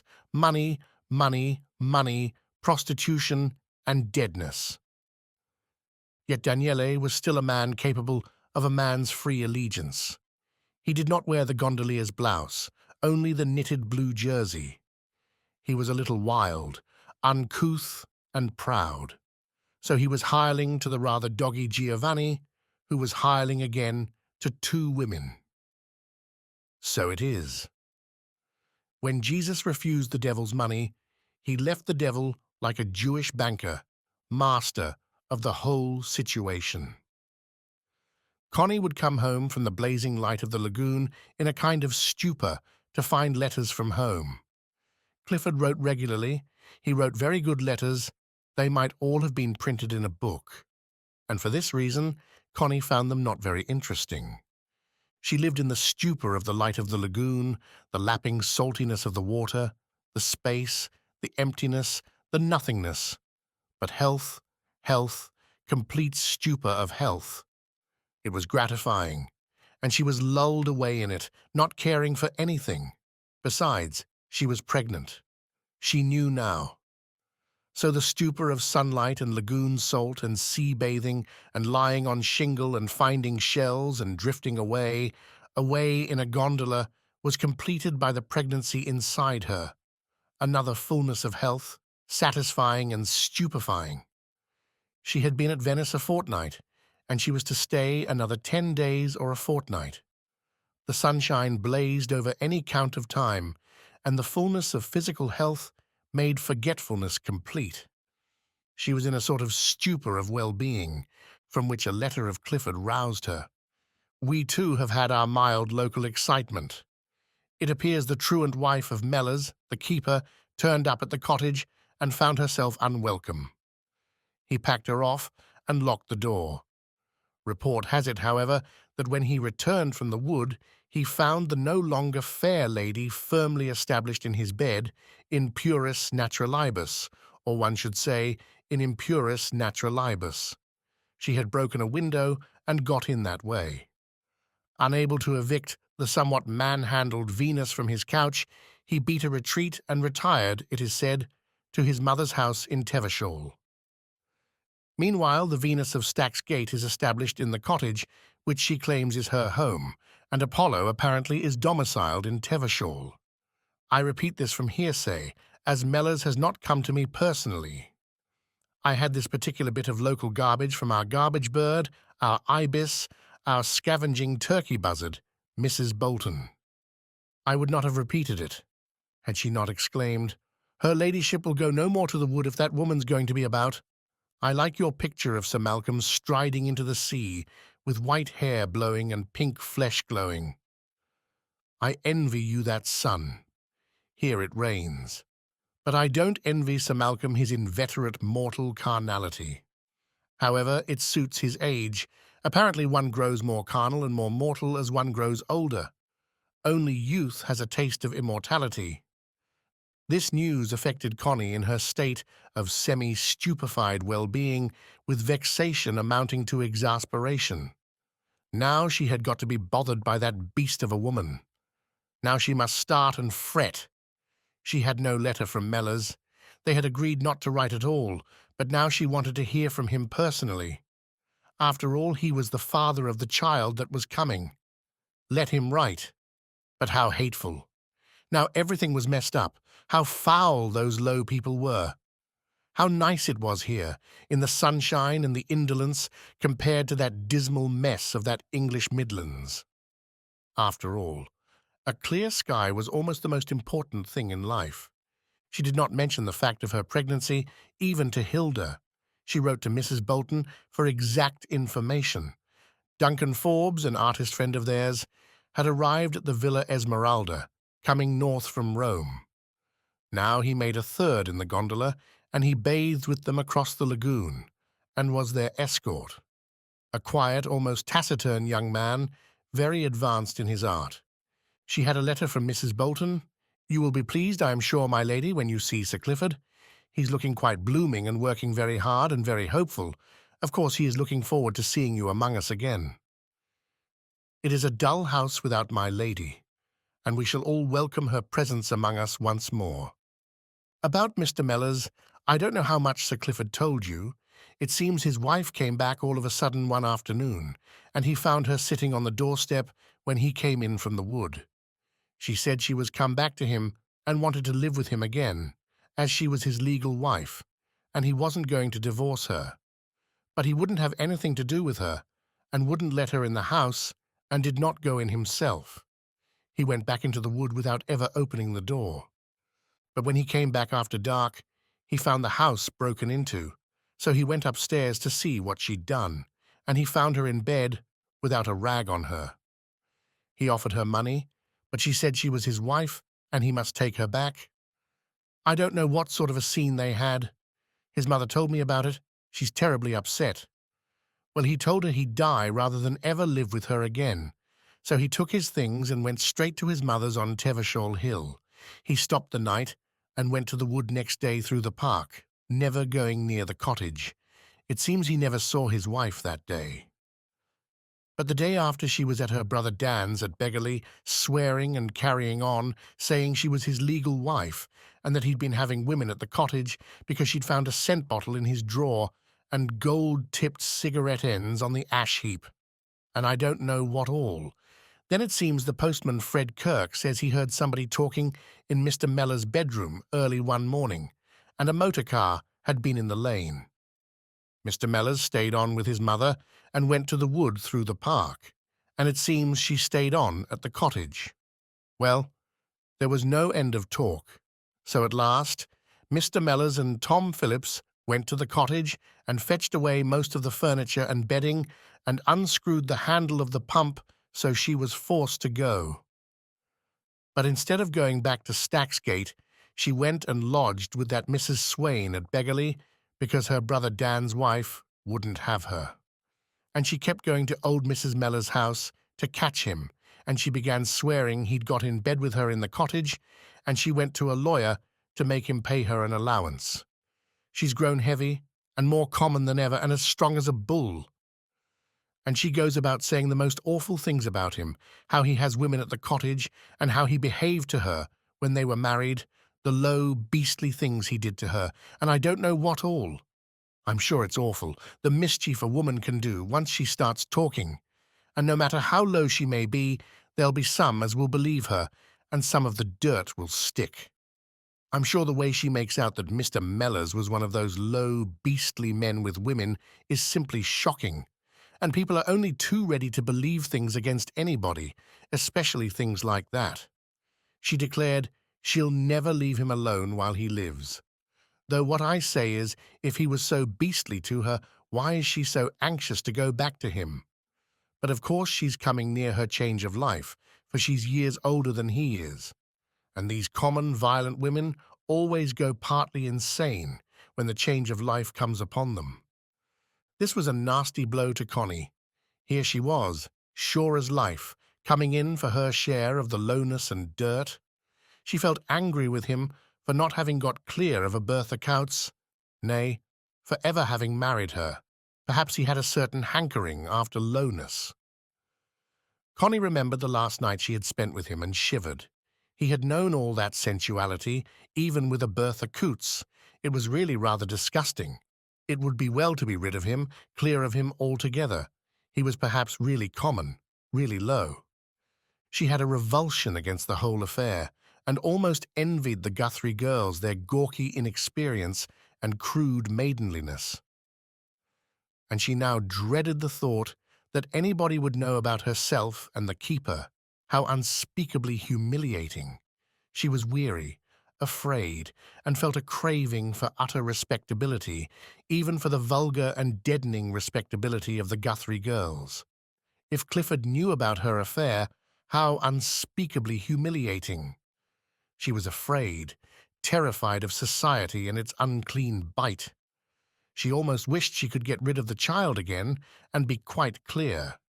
In short, she fell into a state of funk. As for the scent bottle, that was her own folly.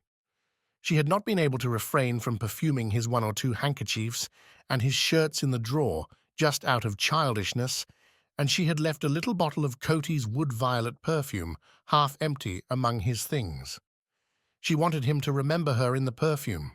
As for the cigarette ends, they were Hilda's. She could not help confiding a little in Duncan Forbes. She didn't say she had been the keeper's lover, she only said she liked him, and told Forbes the history of the man. "Oh," said Forbes, "you'll see, they'll never rest till they've pulled the man down and done him in. If he has refused to creep up into the middle classes when he had a chance, and if he's a man who stands up for his own sex, then they'll do him in. It's the one thing they won't let you be, straight and open in your sex. You can be as dirty as you like. In fact, the more dirt you do on sex, the better they like it. But if you believe in your own sex and won't have it done dirt to, they'll down you. It's the one insane taboo left. Sex as a natural and vital thing. They won't have it, and they'll kill you before they'll let you have it. You'll see, they'll hound that man down. And what's he done, after all? If he's made love to his wife all ends on, hasn't he a right to? She ought to be proud of it. But you see, even a low bitch like that turns on him and uses the hyena instinct of the mob against sex to pull him down. You have a snivel and feel sinful or awful about your sex before you're allowed to have any. Oh, they'll hound the poor devil down." Connie had a revulsion in the opposite direction now. What had he done, after all? What had he done to herself, Connie, but give her an exquisite pleasure and a sense of freedom and life? He had released her warm, natural sexual flow, and for that they would hound him down. No, no, it should not be. She saw the image of him, naked white with tanned face and hands, looking down and addressing his erect penis as if it were another being, the odd grin flickering on his face. And she heard his voice again.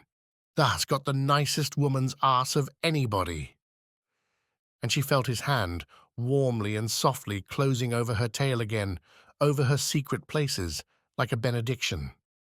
And the warmth ran through her womb, and the little flames flickered in her knees, and she said, "Oh no, I mustn't go back on it. I must not go back on him. I must stick to him and to what I had of him, through everything. I had no warm, flamy life till he gave it me, and I won't go back on it." She did a rash thing. She sent a letter to Ivy Bolton, enclosing a note to the keeper and asking Mrs. Bolton to give it him. And she wrote to him, "I am very much distressed to hear of all the trouble your wife is making for you, but don't mind it. It is only a sort of hysteria. It will all blow over as suddenly as it came. But I'm awfully sorry about it, and I do hope you're not minding very much. After all, it isn't worth it. She is only a hysterical woman who wants to hurt you. I shall be home in 10 days' time, and I do hope everything will be all right." A few days later came a letter from Clifford. He was evidently upset. "I am delighted to hear you are prepared to leave Venice on the 16th. But if you are enjoying it, don't hurry home. We miss you. Ragby misses you. But it is essential that you should get your full amount of sunshine, and pajamas, as the advertisements of the Lido say. So please do stay on a little longer if it is cheering you up and preparing you for our sufficiently awful winter. Even today, it rains. I am assiduously, admirably looked after by Mrs. Bolton. She is a queer specimen. The more I live, the more I realize what strange creatures human beings are. Some of them might just as well have 100 legs like a centipede or 6 like a lobster. The human consistency and dignity one has been led to expect from one's fellow men seem actually non-existent. One doubts if they exist to any startling degree, even as oneself. The scandal of the keeper continues and gets bigger like a snowball. Mrs. Bolton keeps me informed. She reminds me of a fish which, though dumb, seems to be breathing silent gossip through its gills while ever it lives. All goes through the sieve of her gills, and nothing surprises her. It is as if the events of other people's lives were the necessary oxygen of her own. She is preoccupied with the Mellors scandal, and if I will let her begin, she takes me down to the depths. Her great indignation, which even then is like the indignation of an actress playing a role, is against the wife of Mellors, whom she persists in calling Bertha Courts. I have been to the depths of the muddy lies of the Bertha Coutts of this world, and when, released from the current of gossip, I slowly rise to the surface again, I look at the daylight. It's wonder that it ever should be.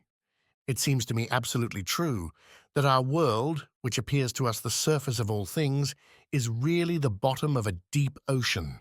All our trees are submarine growths, and we are weird, scaly-clad submarine fauna, feeding ourselves on offal-like shrimps. Only occasionally the soul rises gasping through the fathomless fathoms under which we live, far up to the surface of the ether, where there is true air. I am convinced that the air we normally breathe is a kind of water, and men and women are a species of fish. But sometimes the soul does come up, shoots like a kittiwake into the light, with ecstasy after having preyed on the submarine depths. It is our mortal destiny, I suppose, to prey upon the ghastly, subaqueous life of our fellow men in the submarine jungle of mankind. But our immortal destiny is to escape, once we have swallowed our swimmy catch, up again into the bright ether, bursting out from the surface of old ocean into real light. Then one realizes one's eternal nature. When I hear Mrs. Bolton talk, I feel myself plunging down, down, to the depths where the fish of human secrets wriggle and swim.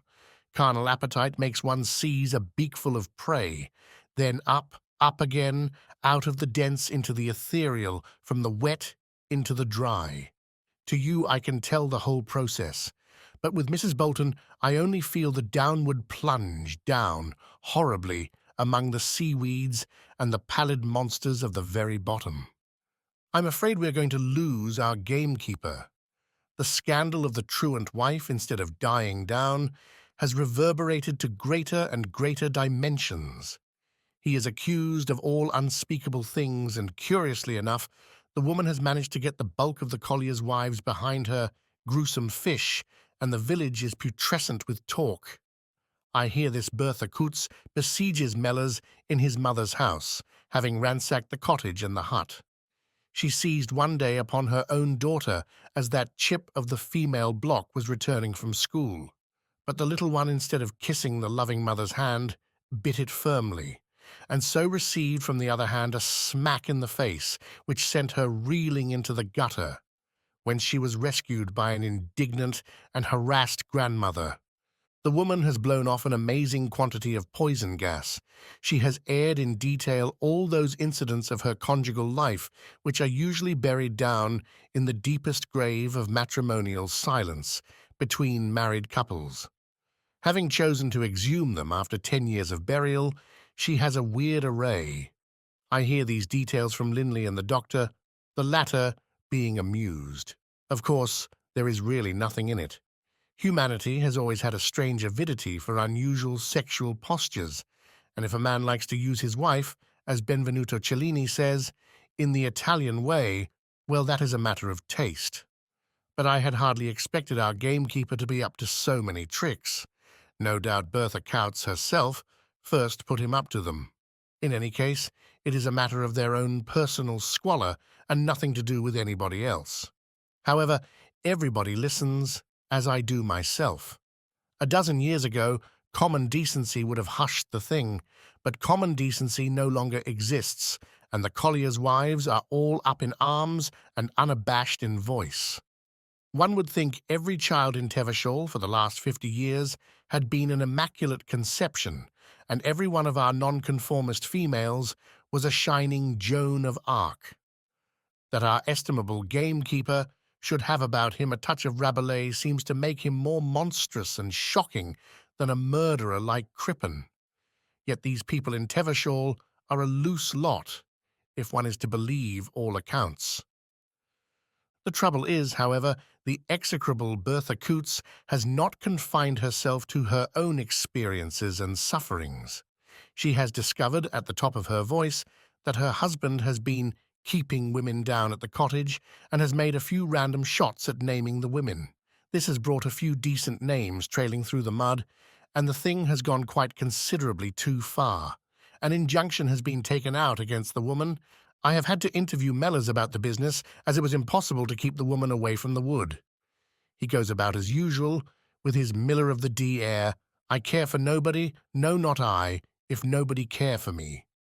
Nevertheless, I shrewdly suspect he feels like a dog with a tin can tied to its tail, though he makes a very good show of pretending the tin can isn't there. But I heard that in the village the women call away their children if he is passing, as if he were the Marquis de Sade in person. He goes on with a certain impudence, but I'm afraid the tin can is firmly tied to his tail, and that inwardly he repeats, like Don Rodrigo in the Spanish ballad, "Ah, now it bites me where I most have sinned." I asked him if he thought he would be able to attend to his duty in the wood, and he said he did not think he had neglected it. I told him it was a nuisance to have the woman trespassing, to which he replied that he had no power to arrest her. Then I hinted at the scandal and its unpleasant course. "Aye," he said, "folks should do their own fucking, then they wouldn't want to listen to a lot of clatfart about another man's." He said it with some bitterness, and no doubt it contains the real germ of truth. The mode of putting it, however, is neither delicate nor respectful. I hinted as much, and then I heard the tin can rattle again. "It's not for a man the shape you're in, Sir Clifford, to twit me for having a cod atween my legs." These things, said indiscriminately to all and sundry, of course do not help him at all, and the rector and Finlay and Burrows all think it would be as well if the man left the place. I asked him if it was true that he entertained ladies down at the cottage, and all he said was, "Why, what's that to you, Sir Clifford?" I told him I intended to have decency observed on my estate, to which he replied, "Then you mun button the mouths o' a' the women." When I pressed him about his manner of life at the cottage, he said, "Surely you might mar a scandal out of me and my bitch Flossie? You've missed summit there." As a matter of fact, for an example of impertinence, he'd be hard to beat. I asked him if it would be easy for him to find another job. He said, "If you're hinting that you'd like to shunt me out of this job, it'd be easy as wink."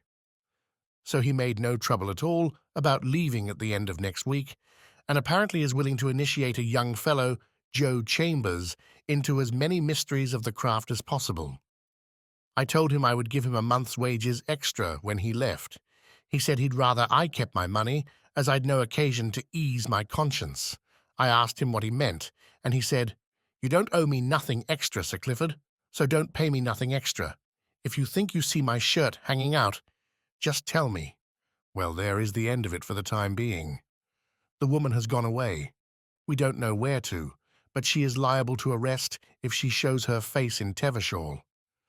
And I heard she is mortally afraid of jail because she merits it so well. Mellors will depart on Saturday week, and the place will soon become normal again. Meanwhile, my dear Connie, if you would enjoy to stay in Venice or in Switzerland till the beginning of August, I should be glad to think you are out of all this buzz of nastiness, which will have died quite away by the end of the month. So you see, we are deep-sea monsters, and when the lobster walks on mud, he stirs it up for everybody. We must perforce take it philosophically. The irritation and the lack of any sympathy in any direction of Clifford's letter had a bad effect on Connie, but she understood it better when she received the following from Mellors. "The cat is out of the bag, along with various other pussies. You have heard that my wife Bertha came back to my unloving arms, and took up her abode in the cottage, where, to speak disrespectfully, she smelled a rat in the shape of a little bottle of coty.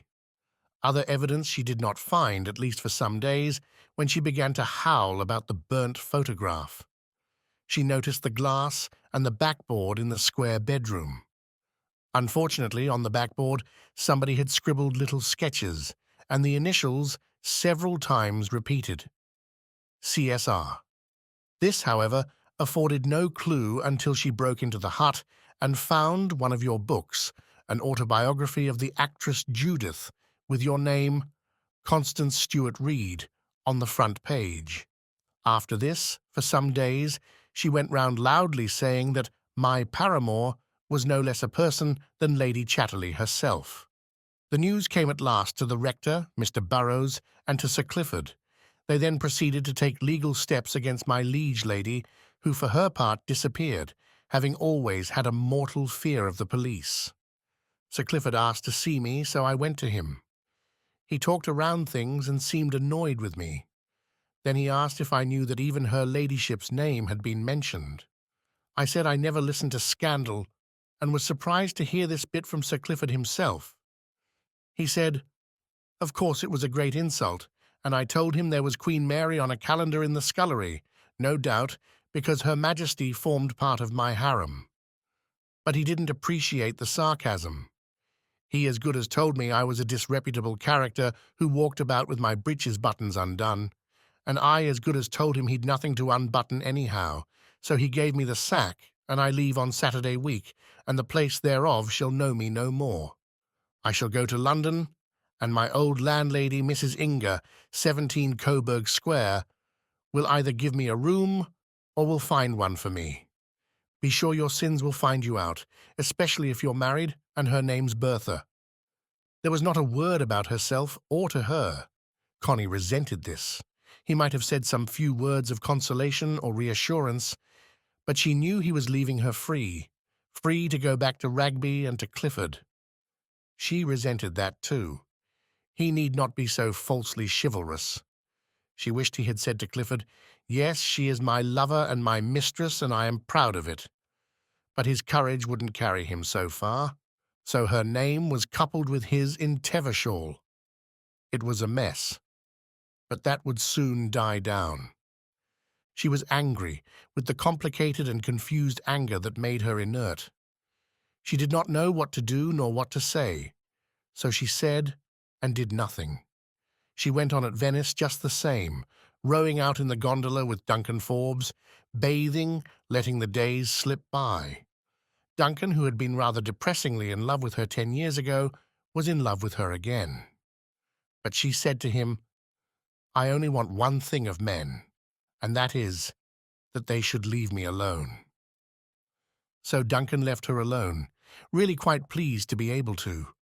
All the same, he offered her a soft stream of a queer, inverted sort of love. He wanted to be with her. "Have you ever thought," he said to her one day, "how very little people are connected with one another? Look at Daniele. He is handsome as a son of the sun, but see how alone he looks in his handsomeness. Yet I bet he has a wife and family and couldn't possibly go away from them." "Ask him," said Connie. Duncan did so. Daniele said he was married and had 2 children, both male, aged 7 and 9, but he betrayed no emotion over the fact. Perhaps only people who are capable of real togetherness have that look of being alone in the universe, said Connie. The others have a certain stickiness. They stick to the mass, like Giovanni. And, she thought to herself, like you, Duncan. Chapter 18. She had to make up her mind what to do. She would leave Venice on the Saturday that he was leaving Ragby, in 6 days' time. This would bring her to London on the Monday following, and she would then see him. She wrote to him to the London address, asking him to send her a letter to Hartland's Hotel and to call for her on the Monday evening at 7. Inside herself, She was curiously and complicatedly angry, and all her responses were numb. She refused to confide even in Hilda, and Hilda, offended by her steady silence, had become rather intimate with a Dutch woman. Connie hated these rather stifling intimacies between women, intimacy into which Hilda always entered ponderously. Sir Malcolm decided to travel with Connie, and Duncan could come on with Hilda. The old artist always did himself well. He took berths on the Orient Express. In spite of Connie's dislike of trains de luxe, the atmosphere of vulgar depravity there is aboard them nowadays. However, it would make the journey to Paris shorter. Sir Malcolm was always uneasy going back to his wife. It was habit carried over from the first wife, but there would be a house party for the grouse, and he wanted to be well ahead. Connie, sunburnt and handsome, sat in silence, forgetting all about the landscape. "A little dull for you, going back to Rugby," said her father, noticing her glumness. "I'm not sure I shall go back to Rugby," she said, with startling abruptness, looking into his eyes with her big blue eyes. His big blue eyes took on the frightened look of a man whose social conscience is not quite clear. "You mean you'll stay on in Paris a while?" "No, I mean never go back to Rugby." He was bothered by his own little problems and sincerely hoped he was getting none of hers to shoulder. "How's that, all at once?" he asked. "I'm going to have a child." It was the first time she had uttered the words to any living soul, and it seemed to mark a cleavage in her life. "How do you know?" said her father. She smiled. "How should I know? But not Clifford's child, of course?" "No. Another man's." She rather enjoyed tormenting him. "Do I know the man?" asked Sir Malcolm. "No, you've never seen him." There was a long pause. "And what are your plans?" "I don't know." "That's the point." "No patching it up with Clifford?" "I suppose Clifford would take it," said Connie. "He told me, after last time you talked to him, he wouldn't mind if I had a child, so long as I went about it discreetly. Only sensible thing he could say, under the circumstances. Then I suppose it'll be all right." "In what way?" said Connie, looking into her father's eyes. They were big blue eyes, rather like her own, but with a certain uneasiness in them, a look sometimes of an uneasy little boy, sometimes a look of sullen selfishness, usually good-humoured and wary. "You can present Clifford with an heir to all the Chatterleys and put another baronet in Rugby." Sir Malcolm's face smiled with a half-sensual smile. "But I don't think I want to," she said. "Why not? Feeling entangled with the other man?" "Well, if you want the truth from me, my child, it's this. The world goes on.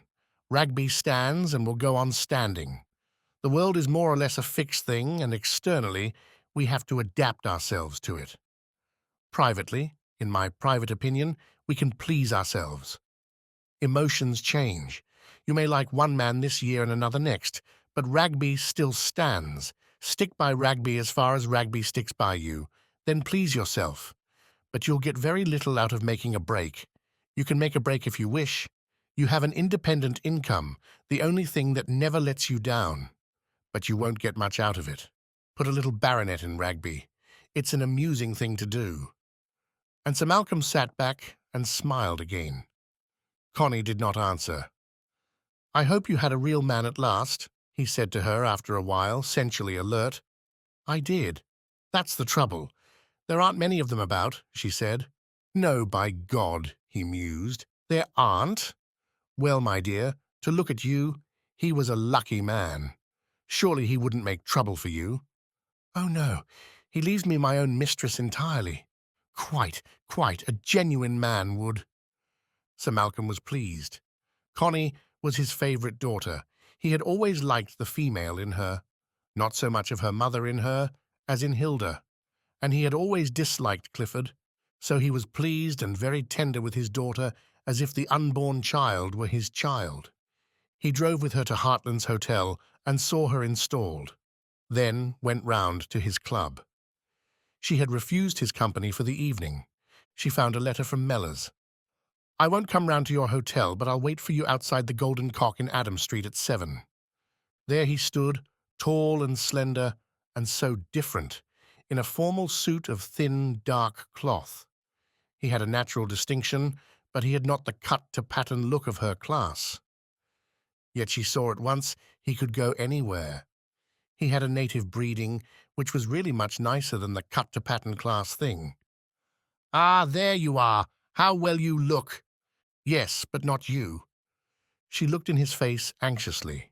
It was thin, and the cheekbones showed. But his eyes smiled at her, and she felt at home with him. There it was. Suddenly, the tension of keeping up her appearances fell from her. Something flowed out of him physically that made her feel inwardly at ease and happy, at home.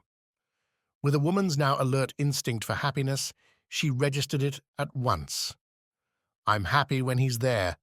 Not all the sunshine of Venice had given her this inward expansion and warmth. "Was it horrid for you?" she asked, as she sat opposite him at table. He was too thin. She saw it now. His hand lay, as she knew it, with the curious loose forgottenness of a sleeping animal. She wanted so much to take it and kiss it, but she did not quite dare. "People are always horrid," he said. "And did you mind very much?" "I minded, as I always shall mind, and I knew I was a fool to mind." "Did you feel like a dog with a tin can tied to its tail? Clifford said you felt like that." He looked at her. It was cruel of her at that moment, for his pride had suffered bitterly. "I suppose I did," he said. She never knew the fierce bitterness with which he resented insult. There was a long pause. "And did you miss me?" she asked. "I was glad you were out of it." Again there was a pause. "But did people believe about you and me?" she asked. "No, I don't think so for a moment." "Did Clifford?" "I should say not. He put it off without thinking about it. But naturally it made him want to see the last of me." "I'm going to have a child." The expression died utterly out of his face, out of his whole body. He looked at her with darkened eyes, whose look she could not understand at all, like some dark-flamed spirit looking at her. "Say you're glad," she pleaded, groping for his hand, and she saw a certain exultance spring up in him, but it was netted down by things she could not understand. "It's the future," he said. "But aren't you glad?" she persisted. "I have such a terrible mistrust of the future." "But you needn't be troubled by any responsibility. Clifford would have it as his own. He'd be glad." She saw him go pale and recoil under this. He did not answer. "Shall I go back to Clifford and put a little baronet into Rugby?" she asked. He looked at her, pale and very remote. The ugly little grin flickered on his face. "You wouldn't have to tell him who the father was?" "Oh," she said, "he'd take it even then if I wanted him to?"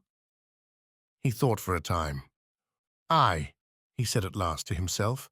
"I suppose he would." There was silence. A big gulf was between them.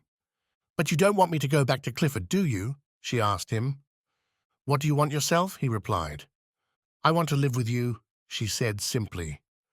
In spite of himself, little flames ran over his belly as he heard her say it, and he dropped his head. Then he looked up at her again, with those haunted eyes. "If it's worth it to you," he said, "I've got nothing." "You've got more than most men. Come, you know it," she said. "In one way I know it." He was silent for a time, thinking. Then he resumed. "They used to say I had too much of the woman in me. But it's not that. I'm not a woman, not because I don't want to shoot birds, neither because I don't want to make money or get on. I could have got on in the army easily, but I didn't like the army. Though I could manage the men all right, they liked me, and they had a bit of a holy fear of me when I got mad. No, it was stupid, dead-handed higher authority that made the army dead, absolutely fool-dead. I like men, and men like me. But I can't stand the twaddling, bossy impudence of the people who run this world. That's why I can't get on. I hate the impudence of money, and I hate the impudence of class. So in the world as it is, what have I to offer a woman? But why offer anything? It's not a bargain. It's just that we love one another, she said. Nay, nay, it's more than that.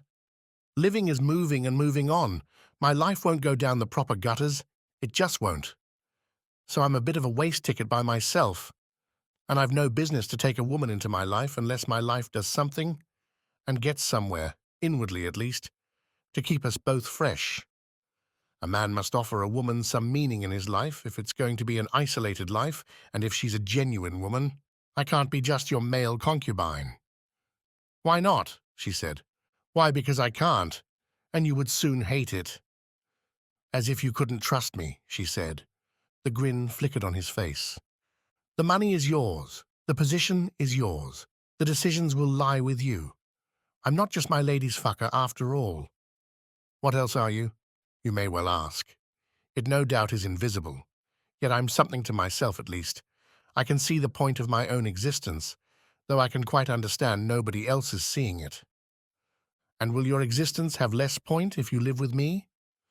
He paused a long time before replying. It might. She too stayed to think about it. And what is the point of your existence? I tell you it's invisible. I don't believe in the world, not in money, nor in advancement, nor in the future of our civilization. If there's got to be a future for humanity, there'll have to be a very big change from what now is. And what will the real future have to be like? God knows. I can feel something inside me, all mixed up with a lot of rage. But what it really amounts to, I don't know. Shall I tell you? She said, looking into his face. Shall I tell you what you have that other men don't have, and that will make the future? Shall I tell you? Tell me then, he replied. It's the courage of your own tenderness. That's what it is. Like when you put your hand on my tail and say, I've got a pretty tail. The grin came flickering on his face. That, he said. Then he sat thinking. Aye, he said. You're right. It's that really. It's that all the way through. I knew it with the men. I had to be in touch with them physically and not go back on it. I had to be bodily aware of them and a bit tender to them, even if I put 'em through hell. It's a question of awareness, as Buddha said. But even he fought shy of the bodily awareness and that natural physical tenderness, which is the best, even between men, in a proper, manly way. Makes 'em really manly, not so monkeyish. Aye, it's tenderness, really. It's cunt awareness. Sex is really only touch, the closest of all touch. And it's touch we're afraid of.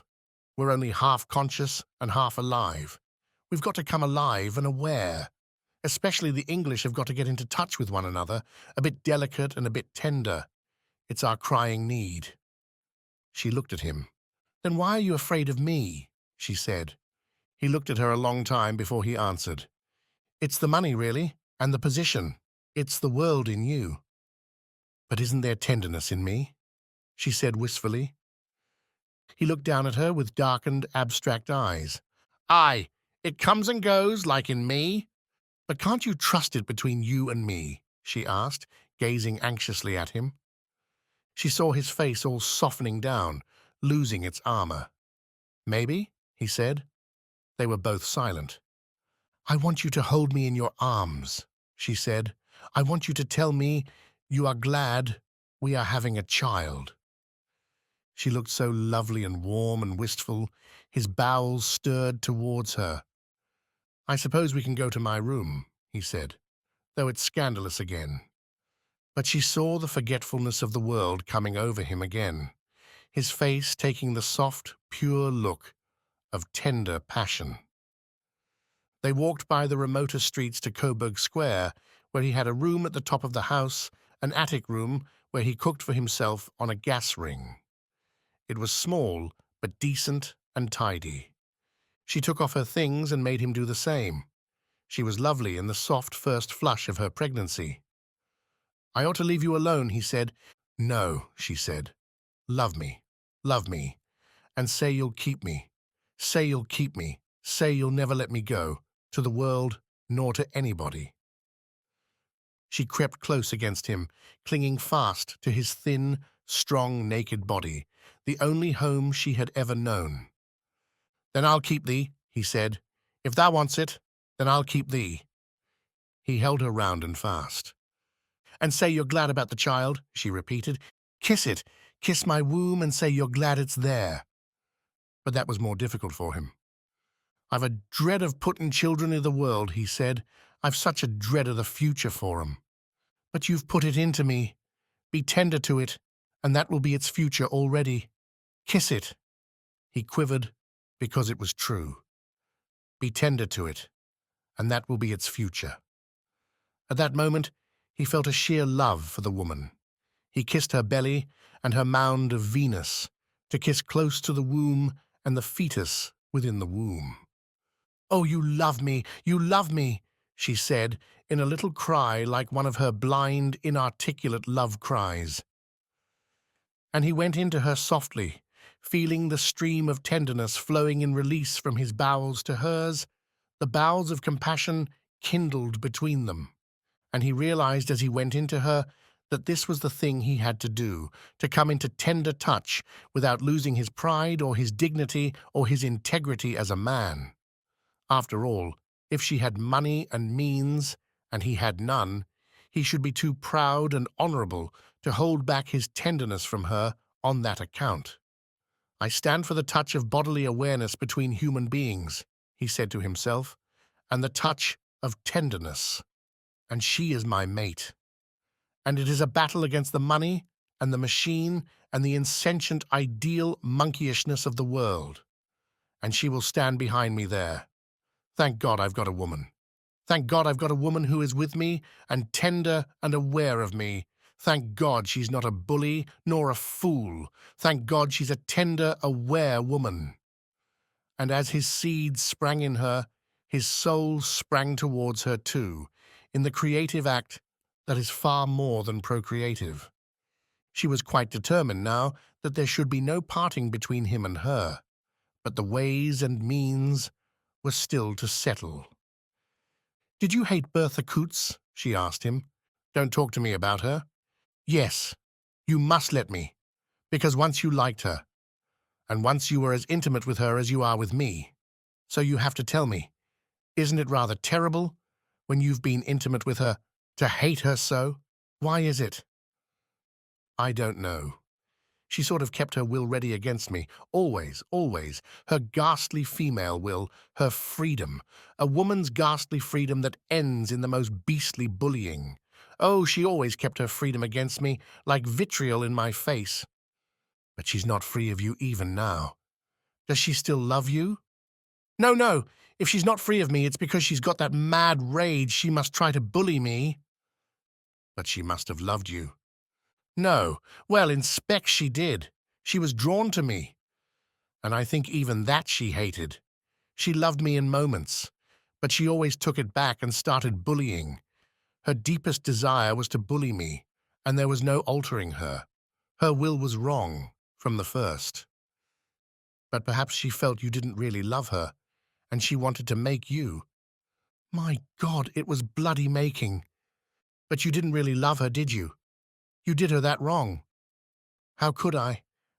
I began to love her. But somehow, she always ripped me up. No, don't let's talk of it. It was a doom, that was. And she was a doomed woman. This last time, I'd have shot her like I shoot a stoat if I'd but been allowed. A raving, doomed thing in the shape of a woman. If only I could have shot her and ended the whole misery. It ought to be allowed. When a woman gets absolutely possessed by her own will set against everything, then it's fearful, and she should be shot at last. And shouldn't men be shot at last if they get possessed by their own will? Aye, the same. But I must get free of her, or she'll be at me again. I wanted to tell you, I must get a divorce if I possibly can. So we must be careful. We mustn't really be seen together, you and I. I never could stand it if she came down on me and you." Connie pondered this. "Then we can't be together," she said. "Not for 6 months or so, but I think my divorce will go through in September. Then till March." "But the baby will probably be born at the end of February," she said. He was silent. "I could wish the Cliffords and Berthas all dead," he said. It's not being very tender to them, she said. Tender to them? Yea, even then the tenderest thing you could do for them, perhaps, would be to give them death. They can't live. They only frustrate life. Their souls are awful inside them. Death ought to be sweet to them, and I ought to be allowed to shoot them. But you wouldn't do it, she said. I would, though, and with less qualms than I shoot a weasel. It anyhow has a prettiness and a loneliness, but they are legion. Oh, I'd shoot them. Then perhaps it is just as well you daren't. Well? Connie had now plenty to think of. It was evident he wanted absolutely to be free of Bertha Coots, and she felt he was right. The last attack had been too grim. This meant her living alone till spring. Perhaps she could get divorced from Clifford. But how? If Mellors were named, then there was an end to his divorce. How loathsome! Couldn't one go right away to the far ends of the earth and be free from it all? One could not. The far ends of the world are not 5 minutes from Charing Cross nowadays. While the wireless is active, there are no far ends of the earth. Kings of Dahomey and lamas of Tibet listen in to London and New York. Patience, patience! The world is a vast and ghastly intricacy of mechanism, and one has to be very wary not to get mangled by it. Connie confided in her father. You see, father, he was Clifford's gamekeeper, but he was an officer in the army in India. Only he is like Colonel C.E. Florence, who preferred to become a private soldier again. Sir Malcolm, however, had no sympathy with the unsatisfactory mysticism of the famous C.E. Florence. He saw too much advertisement behind all the humility. It looked just like the sort of conceit the knight most loathed, the conceit of self-abasement. "Where did your gamekeeper spring from?" asked Sir Malcolm irritably. "He was a collier's son in Tevershall, but he's absolutely presentable." The knighted artist became more angry. "Looks to me like a gold digger," he said. "And you're a pretty easy gold mine, apparently." "No, father, it's not like that. You'd know if you saw him. He's a man. Clifford always detested him for not being humble. Apparently he had a good instinct for once. What Sir Malcolm could not bear was the scandal of his daughter's having an intrigue with a gamekeeper. He did not mind the intrigue. He minded the scandal. "I care nothing about the fellow. He's evidently been able to get round you all right. But by God, think of all the talk. Think of your stepmother, how she'll take it." "I know," said Connie. "Talk is beastly, especially if you live in society, and he wants so much to get his own divorce. I thought we might perhaps say it was another man's child, and not mention Mellors' name at all." "Another man's? What other man's?" "Perhaps Duncan Forbes. He has been our friend all his life. And he's a fairly well-known artist, and he's fond of me. Well, I'm damned. Poor Duncan. And what's he going to get out of it?" "I don't know. But he might rather like it, even." "He might he? Well, he's a funny man if he does. Why, you've never even had an affair with him, have you?" "No, but he doesn't really want it. He only loves me to be near him, but not to touch him. My God, what a generation! He would like me most of all to be a model for him to paint from, only I never wanted to. God help him. But he looks downtrodden enough for anything." "Still, you wouldn't mind so much the talk about him?" "My God, Connie, all the bloody contriving." "I know, it's sickening. But what can I do? Contriving, conniving, contriving. Makes a man think he's lived too long. Come, father, if you haven't done a good deal of contriving and conniving in your time, you may talk."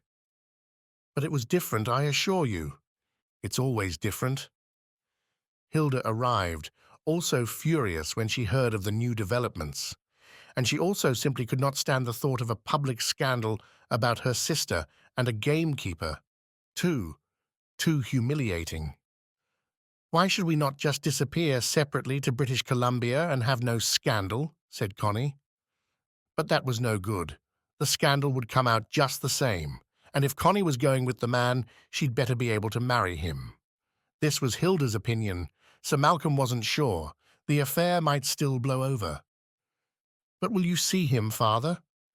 Poor Sir Malcolm, he was by no means keen on it. And poor Mellors, he was still less keen. Yet the meeting took place.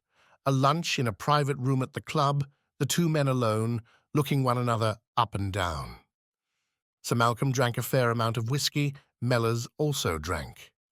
And they talked all the while about India, on which the young man was well informed. This lasted during the meal. Only when coffee was served and the waiter had gone, Sir Malcolm lit a cigar and said heartily, "Well, young man, and what about my daughter?" The grin flickered on Mellors' face. "Well, sir, and what about her? You've got a baby in her all right." "I have that honour," grinned Mellors. "Honour, by God!" Sir Malcolm gave a little squirting laugh and became Scotch and lewd. "Honour. How was the going, eh? Good, my boy, what? Good. I'll bet it was. Ha, ha. My daughter, chip of the old block, what? I never went back on a good bit of fucking myself. Though her mother, oh, holy saints!" He rolled his eyes to heaven. "But you warmed her up. Oh, you warmed her up. I can see that. Ha, ha, my blood in her. You set fire to her haystack all right. Ha, ha, ha. I was jolly glad of it, I can tell you. She needed it. Oh, she's a nice girl, and I knew she'd be good going, if only some damned man would set her stack on fire. Ha, ha, ha. A gamekeeper, eh, my boy? Bloody good poacher, if you ask me. Ha, ha. But now, look here. Speaking seriously, what are we going to do about it? Speaking seriously, you know. Speaking seriously, they didn't get very far. Mellors, though a little tipsy, was much the soberer of the two. He kept the conversation as intelligent as possible, which isn't saying much. "So you're a gamekeeper? Oh, you're quite right. That sort of game is worth a man's while, eh, what? The test of a woman is when you pinch her bottom. You can tell just by the feel of her bottom if she's going to come up all right. Ha, ha! I envy you, my boy. How old are you?" 39. The knight lifted his eyebrows. "As much as that? Well, you've another good 20 years, by the look of you. Oh, gamekeeper or not, you're a good cock. I can see that with one eye shut. Not like that blasted Clifford.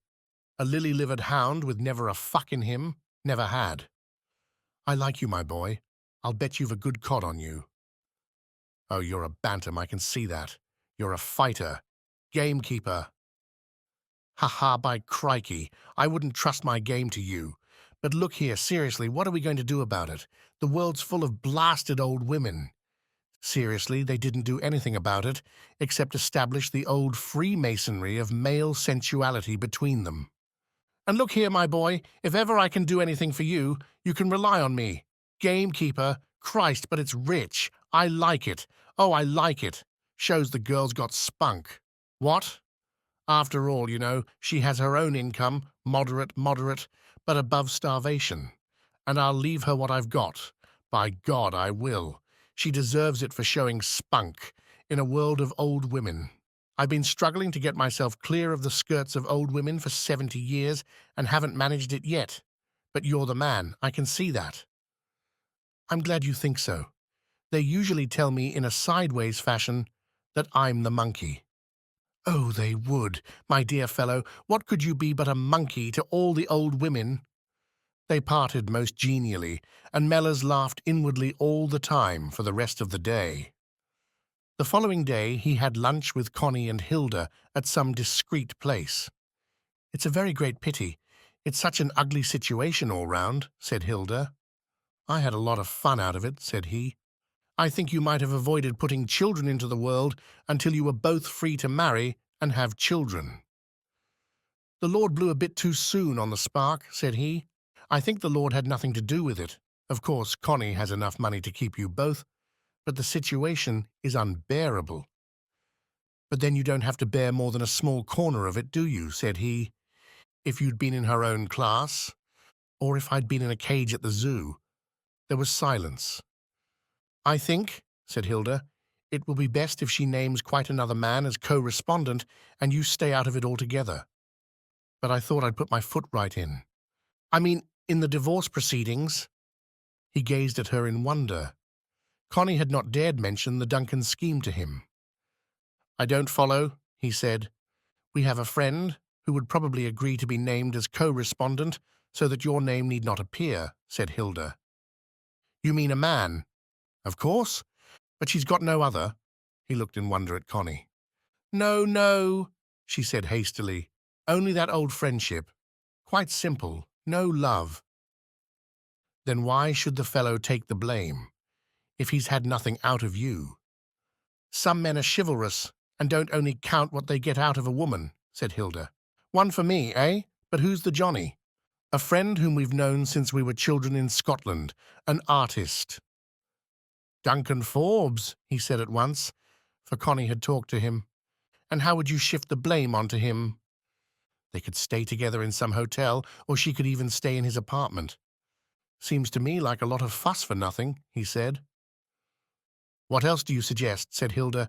If your name appears, you will get no divorce from your wife, who is apparently quite an impossible person to be mixed up with. All that, he said grimly. There was a long silence.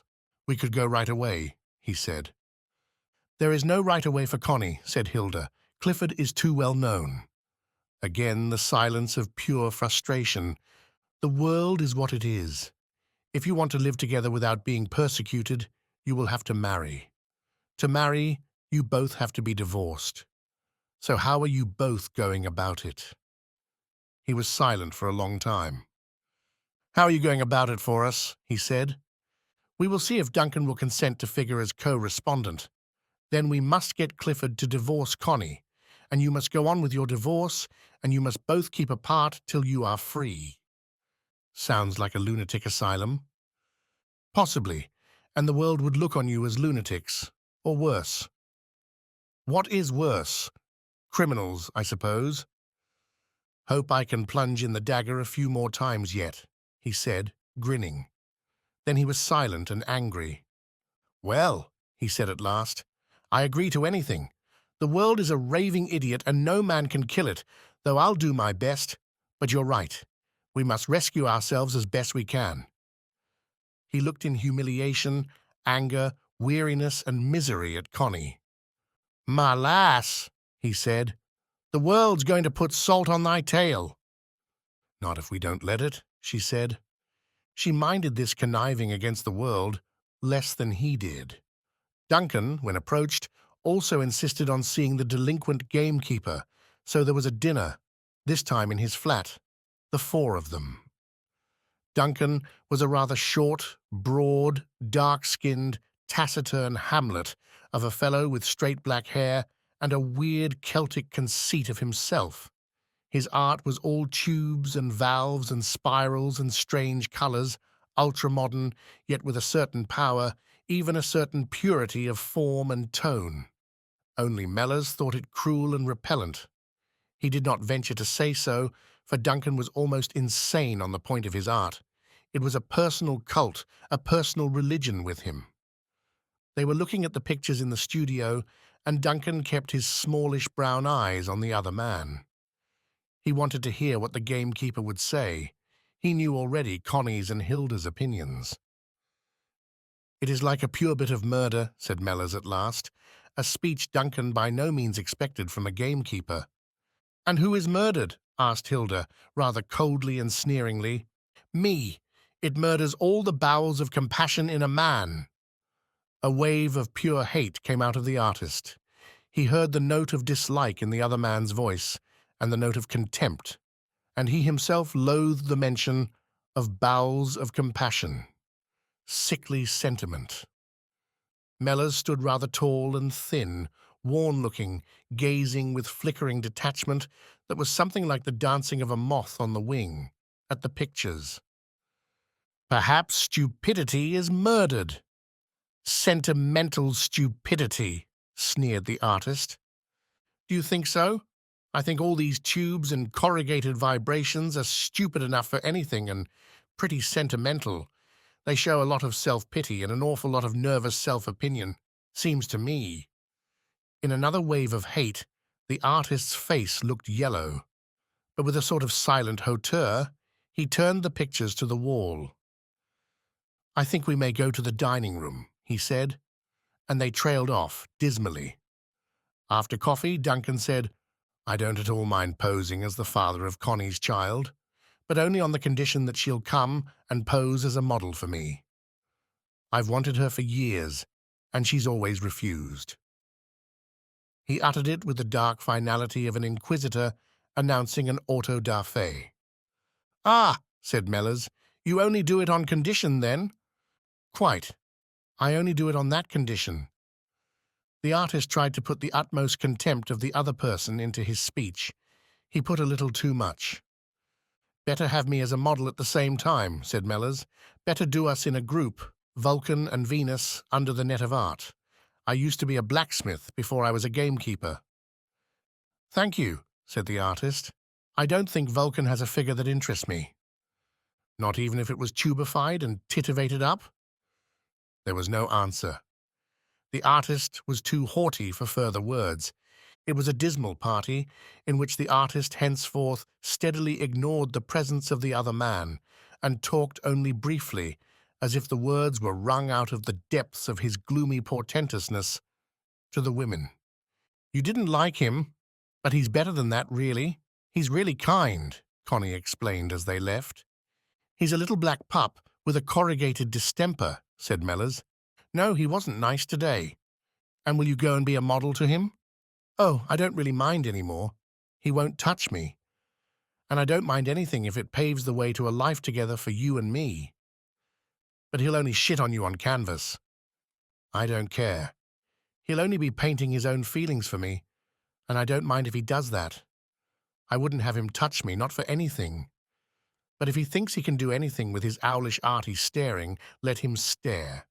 He can make as many empty tubes and corrugations out of me as he likes. It's his funeral. He hated you for what you said, that his tubified art is sentimental and self-important. But of course it's true." Chapter 19. Dear Clifford, I am afraid what you foresaw has happened. I am really in love with another man, and do hope you will divorce me. I am staying at present with Duncan in his flat. I told you he was at Venice with us. I'm awfully unhappy for your sake, but do try to take it quietly. You don't really need me anymore, and I can't bear to come back to Rugby. I'm awfully sorry, but do try to forgive me and divorce me and find someone better. I'm not really the right person for you. I am too impatient and selfish, I suppose, but I can't ever come back to live with you again, and I feel so frightfully sorry about it all for your sake. But if you don't let yourself get worked up, you'll see you won't mind so frightfully. You didn't really care about me personally, so do forgive me and get rid of me." Clifford was not inwardly surprised to get this letter. Inwardly, he had known for a long time she was leaving him, but he had absolutely refused any outward admission of it. Therefore, outwardly, it came as the most terrible blow and shock to him. He had kept the surface of his confidence in her quite serene. And that is how we are. By strength of will, we cut off our inner intuitive knowledge from admitted consciousness. This causes a state of dread or apprehension, which makes the blow 10 times worse when it does fall. Clifford was like a hysterical child. He gave Mrs. Bolton a terrible shock, sitting up in bed, ghastly and blank. "Why, Sir Clifford? Whatever's the matter?" No answer. She was terrified lest he had had a stroke. She hurried and felt his face, took his pulse. "Is there a pain? Do try and tell me where it hurts you. Do tell me." No answer. Oh dear, oh dear. Then I'll telephone to Sheffield for Dr. Carrington, and Dr. Lecky may as well run round straight away. She was moving to the door, when he said, in a hollow tone, "No." She stopped and gazed at him. His face was yellow, blank, and like the face of an idiot. "Do you mean you'd rather I didn't fetch the doctor?" "Yes, I don't want him," came the sepulchral voice. "Oh, but Sir Clifford, You're ill, and I daren't take the responsibility. I must send for the doctor, or I shall be blamed. A pause. Then the hollow voice said, I'm not ill. My wife isn't coming back. It was as if an image spoke. Not coming back? You mean her ladyship? Mrs. Bolton moved a little nearer to the bed. Oh, don't you believe it. You can trust her ladyship to come back. The image in the bed did not change, but it pushed a letter over the counterpane. Read it, said the sepulchral voice. Why, if it's a letter from her ladyship, I'm sure her ladyship wouldn't want me to read her letter to you, Sir Clifford. You can tell me what she says, if you wish. Read it, repeated the voice. Why, if I must, I do it to obey you, Sir Clifford, she said. And she read the letter. Well, I am surprised at her ladyship, she said. She promised so faithfully she'd come back. The face in the bed seemed to deepen its expression of wild but motionless distraction. Mrs. Bolton looked at it and was worried. She knew what she was up against: male hysteria. She had not nursed soldiers without learning something about that very unpleasant disease. She was a little impatient of Sir Clifford. Any man in his senses must have known his wife was in love with somebody else and was going to leave him. Even, she was sure, Sir Clifford was inwardly absolutely aware of it, only he wouldn't admit it to himself. If he would have admitted it and prepared himself for it, or if he would have admitted it and actively struggled with his wife against it, that would have been acting like a man. But no, he knew it, and all the time tried to kid himself it wasn't so. He felt the devil twisting his tail and pretended it was the angels smiling on him. This state of falsity had now brought on that crisis of falsity and dislocation, hysteria, which is a form of insanity. It comes, she thought to herself, hating him a little, because he always thinks of himself. He's so wrapped up in his own immortal self that when he does get a shock, he's like a mummy tangled in its own bandages. Look at him. But hysteria is dangerous, and she was a nurse. It was her duty to pull him out. Any attempt to rouse his manhood and his pride would only make him worse, for his manhood was dead, temporarily, if not finally. He would only squirm softer and softer, like a worm, and become more dislocated. The only thing was to release his self-pity. Like the lady in Tennyson, he must weep or he must die. So Mrs. Bolton began to weep first. She covered her face with her hand and burst into little wild sobs. I would never have believed it of her ladyship. I wouldn't. She wept, suddenly summoning up all her old grief and sense of woe, and weeping the tears of her own bitter chagrin. Once she started, her weeping was genuine enough, for she had had something to weep for. Clifford thought of the way he had been betrayed by the woman Connie, and in a contagion of grief, tears filled his eyes and began to run down his cheeks. He was weeping for himself. Mrs. Bolton, as soon as she saw the tears running over his blank face, hastily wiped her own wet cheeks on her little handkerchief and leaned towards him. Now don't you fret, Sir Clifford, she said, in a luxury of emotion. Now don't you fret. Don't. You'll only do yourself an injury. His body shivered suddenly in an indrawn breath of silent sobbing, and the tears ran quicker down his face. She laid her hand on his arm, and her own tears fell again. Again the shiver went through him, like a convulsion, and she laid her arm round his shoulder. There, there, there. Don't you fret then, don't you fret, she moaned to him, while her own tears fell, and she drew him to her and held her arms round his great shoulders, while he laid his face on her bosom and sobbed, shaking and hulking his huge shoulders, whilst she softly stroked his dusky blonde hair and said, There, there, there, there then. Never you mind then. and he put his arms round her and clung to her like a child, wetting the bib of her starched white apron and the bosom of her pale blue cotton dress with his tears. He had let himself go altogether at last. So at length she kissed him and rocked him on her bosom, and in her heart she said to herself, "Oh, Sir Clifford, oh, high and mighty Chatterley's, is this what you've come down to?" And finally he even went to sleep like a child, and she felt worn out and went to her own room, where she laughed and cried at once with a hysteria of her own. It was so ridiculous, it was so awful, such a come down, so shameful, and it was so upsetting as well. After this, Clifford became like a child with Mrs. Bolton. He would hold her hand and rest his head on her breast, and when she once lightly kissed him, he said, "Yes, do kiss me, do kiss me." And when she sponged his great blonde body, he would say the same, "Do kiss me," and she would lightly kiss his body anywhere, half in mockery, and he lay with a queer, blank face like a child, with a bit of the wonderment of a child, and he would gaze on her with wide, childish eyes in a relaxation of Madonna worship. It was sheer relaxation on his part, letting go all his manhood and sinking back to a childish position that was really perverse.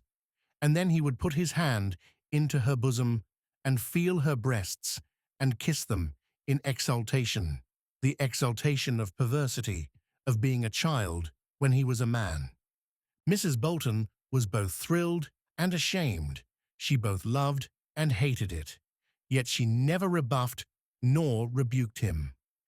And they drew into a closer physical intimacy, an intimacy of perversity when he was a child, stricken with an apparent candor and an apparent wonderment that looked almost like a religious exaltation, the perverse and literal rendering of, "Except you become, again, as a little child."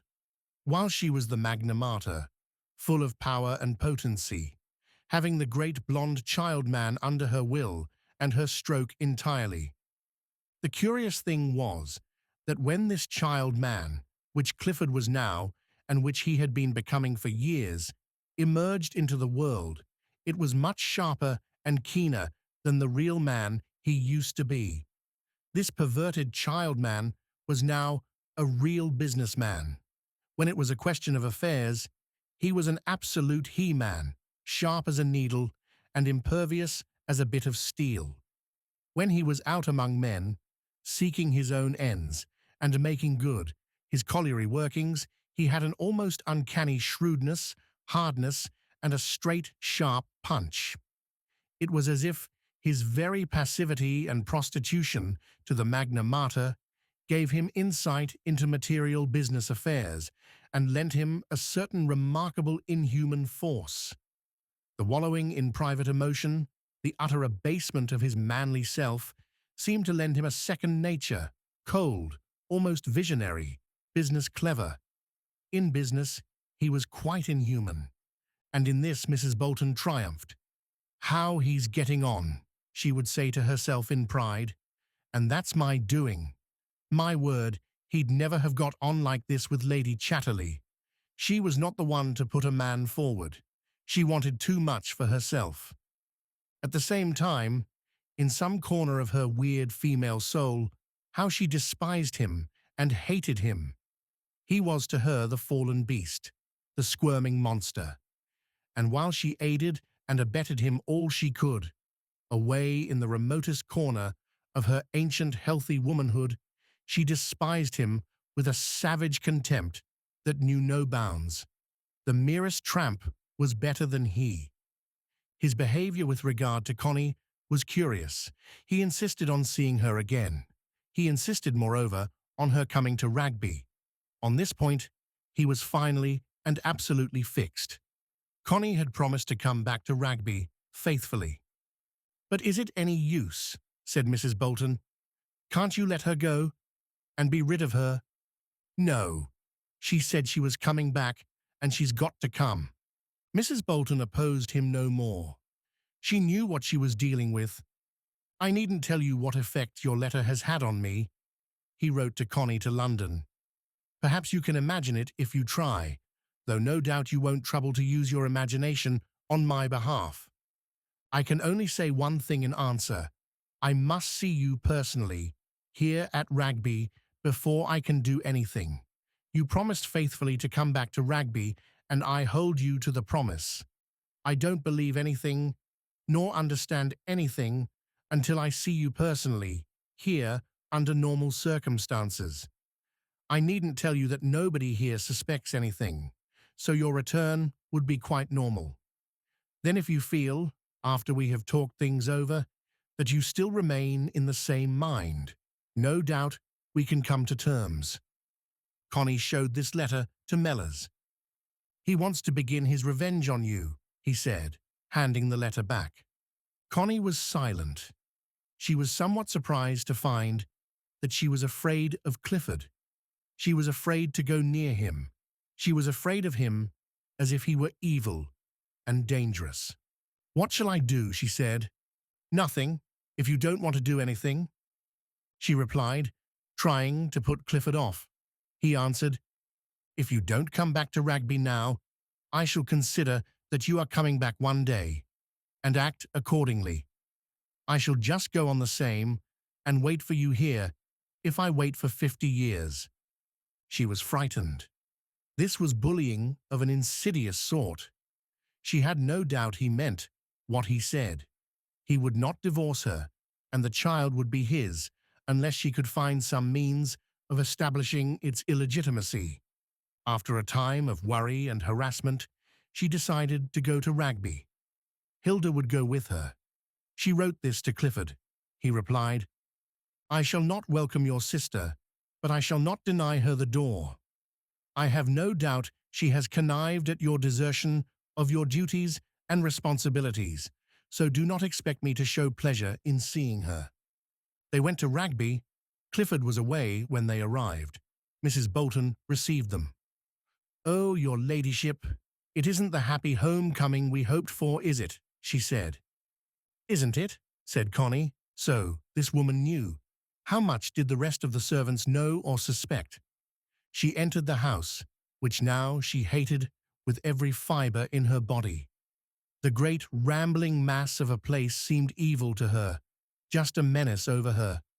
She was no longer its mistress. She was its victim. "I can't stay long here," she whispered to Hilda, terrified. And she suffered going into her own bedroom, re-entering into possession as if nothing had happened. She hated every minute inside the Rugby walls. They did not meet Clifford till they went down to dinner. He was dressed, and with a black tie, rather reserved, and very much the superior gentleman. He behaved perfectly politely during the meal, and kept a polite sort of conversation going, but it seemed all touched with insanity. "How much do the servants know?" asked Connie when the woman was out of the room. "Of your intentions?" "Nothing whatsoever." "Mrs. Bolton knows." He changed colour. "Mrs. Bolton is not exactly one of the servants," he said. "Oh, I don't mind." There was tension till after coffee, when Hilda said she would go up to her room. Clifford and Connie sat in silence when she had gone. Neither would begin to speak. Connie was so glad that he wasn't taking the pathetic line. She kept him up to as much haughtiness as possible. She just sat silent and looked down at her hands. "I suppose you don't at all mind having gone back on your word," he said at last. "I can't help it," she murmured. "But if you can't, who can? I suppose nobody." He looked at her with curious cold rage. He was used to her. She was, as it were, embedded in his will. How dared she now go back on him and destroy the fabric of his daily existence? How dared she try to cause this derangement of his personality? "And for what do you want to go back on everything?" he insisted. "Love," she said. It was best to be hackneyed. "Love of Duncan Forbes? But you didn't think that worth having when you met me. Do you mean to say You now love him better than anything else in life? One changes, she said. Possibly. Possibly you may have whims, but you still have to convince me of the importance of the change. I merely don't believe in your love of Duncan Forbes. But why should you believe in it? You have only to divorce me, not to believe in my feelings. And why should I divorce you? Because I don't want to live here anymore, and you really don't want me. Pardon me, I don't change. For my part, since you are my wife, I should prefer that you should stay under my roof in dignity and quiet. Leaving aside personal feelings, and I assure you, on my part, it is leaving aside a great deal. It is bitter as death to me to have this order of life broken up here in Rugby and the decent round of daily life smashed just for some whim of yours. After a time of silence, she said, I can't help it. I've got to go. I expect I shall have a child. He too was silent for a time. And is it for the child's sake you must go? He asked at length. She nodded. And why? Is Duncan Forbes so keen on his spawn? Surely keener than you would be, she said.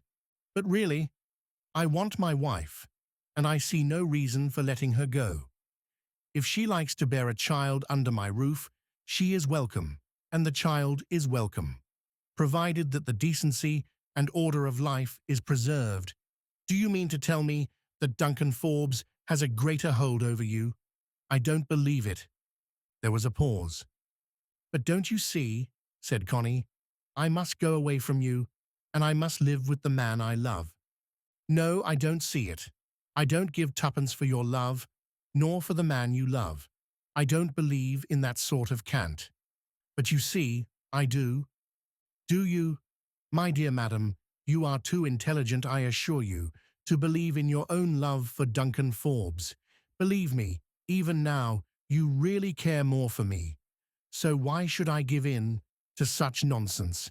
She felt he was right there, and she felt she could keep silent no longer.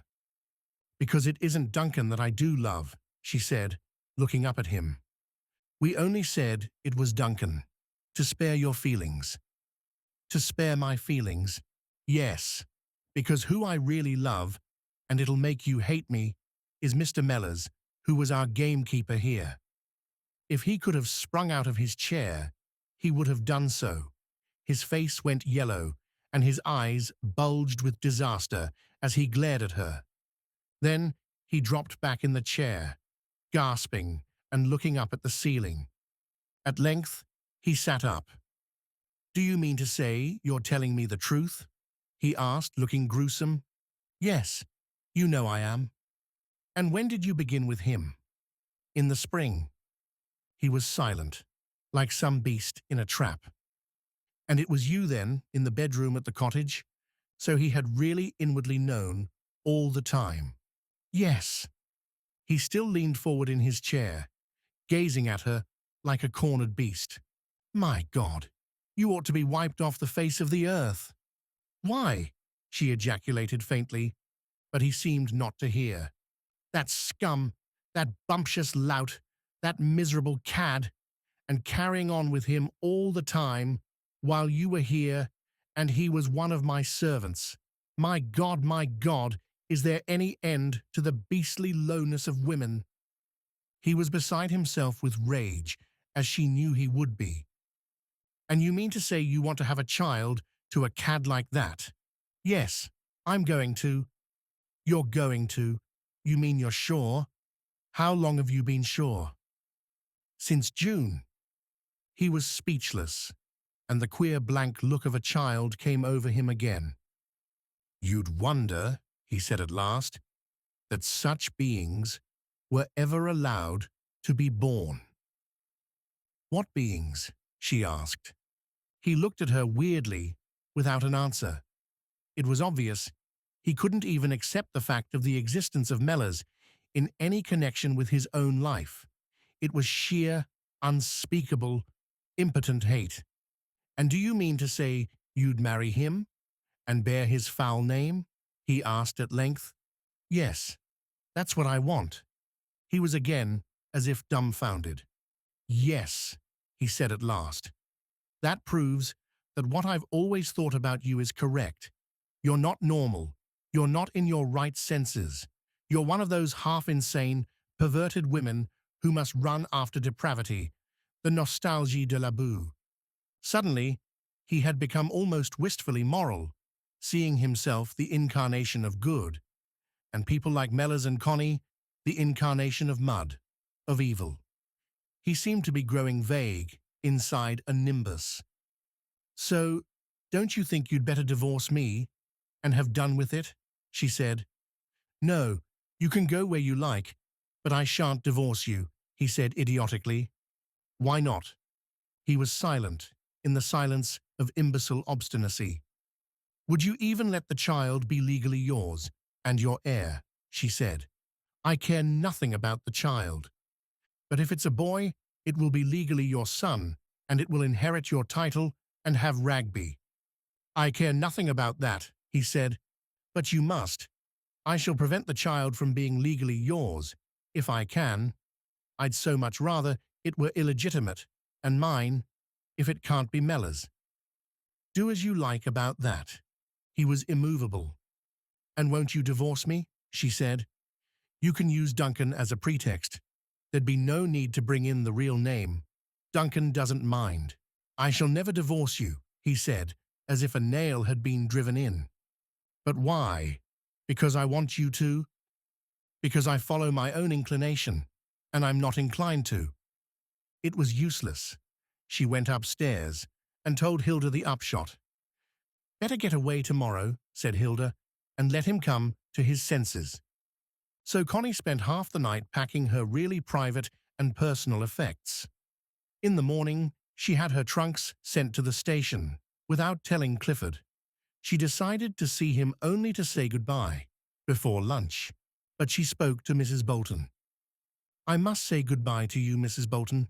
You know why, but I can trust you not to talk. Oh, you can trust me, your ladyship, though it's a sad blow for us here indeed. But I hope you'll be happy with the other gentleman. The other gentleman? It's Mr. Mellors, and I care for him. Sir Clifford knows, but don't say anything to anybody. And if one day you think Sir Clifford may be willing to divorce me, let me know, will you? I should like to be properly married to the man I care for. I'm sure you would, my lady. Oh, you can trust me. I'll be faithful to Sir Clifford, and I'll be faithful to you. For I can see you're both right in your own ways. Thank you. And look, I want to give you this. May I? So Connie left Ragby once more and went on with Hilda to Scotland.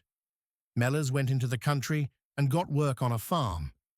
The idea was he should get his divorce, if possible, whether Connie got hers or not, and for 6 months he should work at farming, so that eventually he and Connie could have some small farm of their own, into which he could put his energy, for he would have to have some work, even hard work, to do, and he would have to make his own living, even if her capital started him.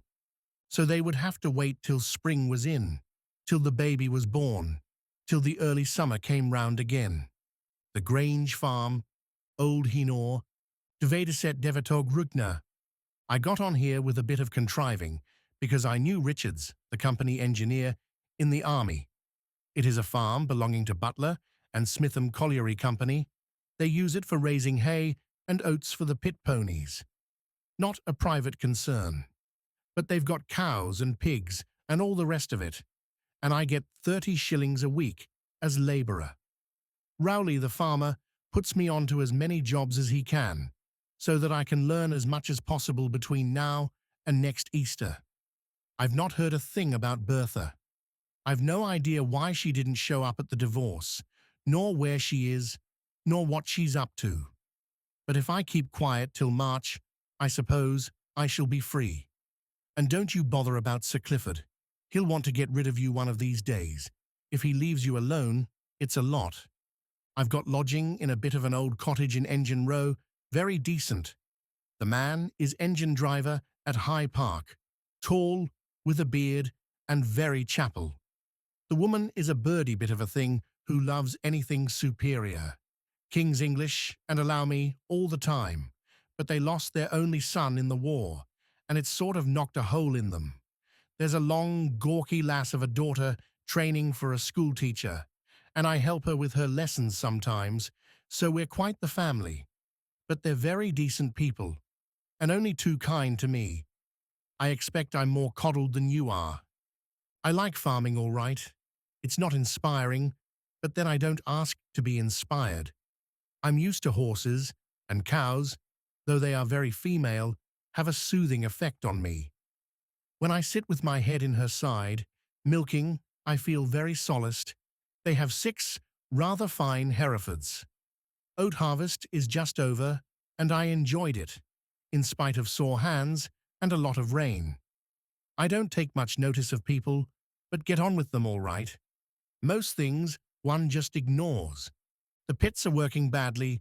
This is a colliery district like Tevershall, only prettier. I sometimes sit in the Wellington and talk to the men. They grumble a lot, but they're not going to alter anything. As everybody says, the Notts Derby miners have got their hearts in the right place, but the rest of their anatomy must be in the wrong place, in a world that has no use for them. I like them, but they don't cheer me much. Not enough of the old fighting cock in them.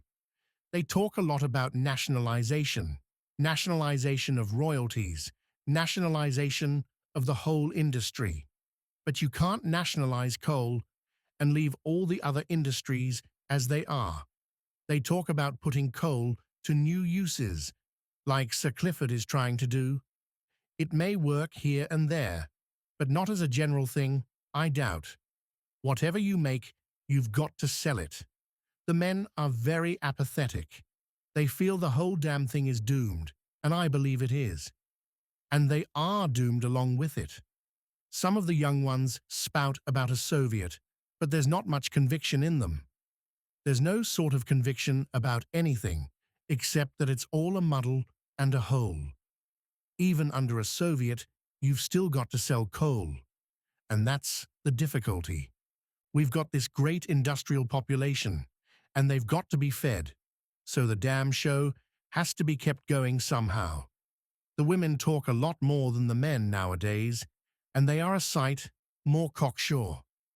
The men are limp, they feel a doom somewhere, and they go about as if there was nothing to be done. Anyhow, nobody knows what should be done, in spite of all the talk. The young ones get mad because they've no money to spend. Their whole life depends on spending money, and now they've got none to spend. That's our civilization and our education. Bring up the masses to depend entirely on spending money, and then the money gives out. The pits are working 2 days, 2.5 days a week, and there's no sign of betterment even for the winter. It means a man bringing up a family on 25 and 30 shillings. The women are the maddest of all, but then they're the maddest for spending nowadays. If you could only tell them that living and spending isn't the same thing. But it's no good. If only they were educated to live instead of earn and spend, they could manage very happily on 25 shillings. If the men wore scarlet trousers, as I said, they wouldn't think so much of money. If they could dance and hop and skip and sing and swagger and be handsome, they could do with very little cash, and amuse the women themselves and be amused by the women. They ought to learn to be naked and handsome, and to sing in a mass and dance the old group dances and carve the stools they sit on and embroider their own emblems. Then they wouldn't need money. And that's the only way to solve the industrial problem. Train the people to be able to live and live in handsomeness without needing to spend. But you can't do it. They're all one-track minds nowadays. Whereas the mass of people oughtn't even to try to think, because they can't. They should be alive and frisky and acknowledge the great God Pan. He's the only God for the masses, forever. The few can go in for higher cults if they like, But let the mass be forever pagan. But the colliers aren't pagan, far from it. They're a sad lot, a deadened lot of men, dead to their women, dead to life. The young ones scoot about on motorbikes with girls and jazz when they get a chance, but they're very dead. And it needs money. Money poisons you when you've got it and starves you when you haven't. I'm sure you're sick of all this, but I don't want to harp on myself, and I've nothing happening to me. I don't like to think too much about you, in my head, that only makes a mess of us both. But of course, what I live for now is for you and me to live together. I'm frightened, really. I feel the devil in the air, and he'll try to get us. Or not the devil, Mammon, which I think, after all, is only the mass will of people, wanting money and hating life. Anyhow, I feel great grasping white hands in the air, wanting to get hold of the throat of anybody who tries to live beyond money and squeeze the life out. There's a bad time coming. There's a bad time coming, boys. There's a bad time coming. If things go on as they are, there's nothing lies in the future but death and destruction for these industrial masses. I feel my inside turn to water sometimes, and there you are, going to have a child by me. But never mind. All the bad times that ever have been haven't been able to blow the crocus out, not even the love of women. So they won't be able to blow out my wanting you, nor the little glow there is between you and me. We'll be together next year. And though I'm frightened, I believe in your being with me. A man has to fend and fettle for the best, and then trust in something beyond himself. You can't insure against the future, except by really believing in the best bit of you, and in the power beyond it. So, I believe in the little flame between us. For me now, it's the only thing in the world. I've got no friends, not inward friends, only you. And now the little flame is all I care about in my life. There's the baby, but that is a side issue. It's my Pentecost, the forked flame between me and you. The old Pentecost isn't quite right. Me and God is a bit uppish somehow. But the little forked flame between me and you, there you are. That's what I abide by, and will abide by. Cliffords and Berthas, colliery companies and governments, and the money mass of people all notwithstanding. That's why I don't like to start thinking about you actually. It only tortures me and does you no good. I don't want you to be away from me, but if I start fretting, it wastes something. Patience. Always patience. This is my 40th winter, and I can't help all the winters that have been. But this winter, I'll stick to my little Pentecost flame and have some peace. And I won't let the breath of people blow it out. I believe in a higher mystery that doesn't let even the crocus be blown out. And if you're in Scotland and I'm in the Midlands and I can't put my arms round you and wrap my legs round you, yet I've got something of you. My soul softly flaps in the little Pentecost flame with you, like the piece of fucking. We fucked a flame into being. Even the flowers are fucked into being between the sun and the earth. But it's a delicate thing, and takes patience and the long pause. So I love chastity now, because it is the peace that comes of fucking. I love being chaste now. I love it as snowdrops love the snow. I love this chastity, which is the pause of peace of our fucking between us now, like a snowdrop of forked white fire. And when the real spring comes, when the drawing together comes, then we can fuck the little flame, brilliant and yellow. Brilliant. But not now, not yet. Now is the time to be chaste. It is so good to be chaste, like a river of cool water in my soul. I love the chastity now that it flows between us. It is like fresh water and rain. How can men want wearisomely to philander? What a misery to be like Don Juan, an impotent ever to fuck oneself into peace, and the little flame alight, impotent and unable to be chaste in the cool between whiles as by a river. Well, so many words, because I can't touch you. If I could sleep with my arms round you, the ink could stay in the bottle. We could be chased together, just as we can fuck together. But we have to be separate for a while, and I suppose it is really the wiser way. If only one were sure. Never mind, never mind. We won't get worked up.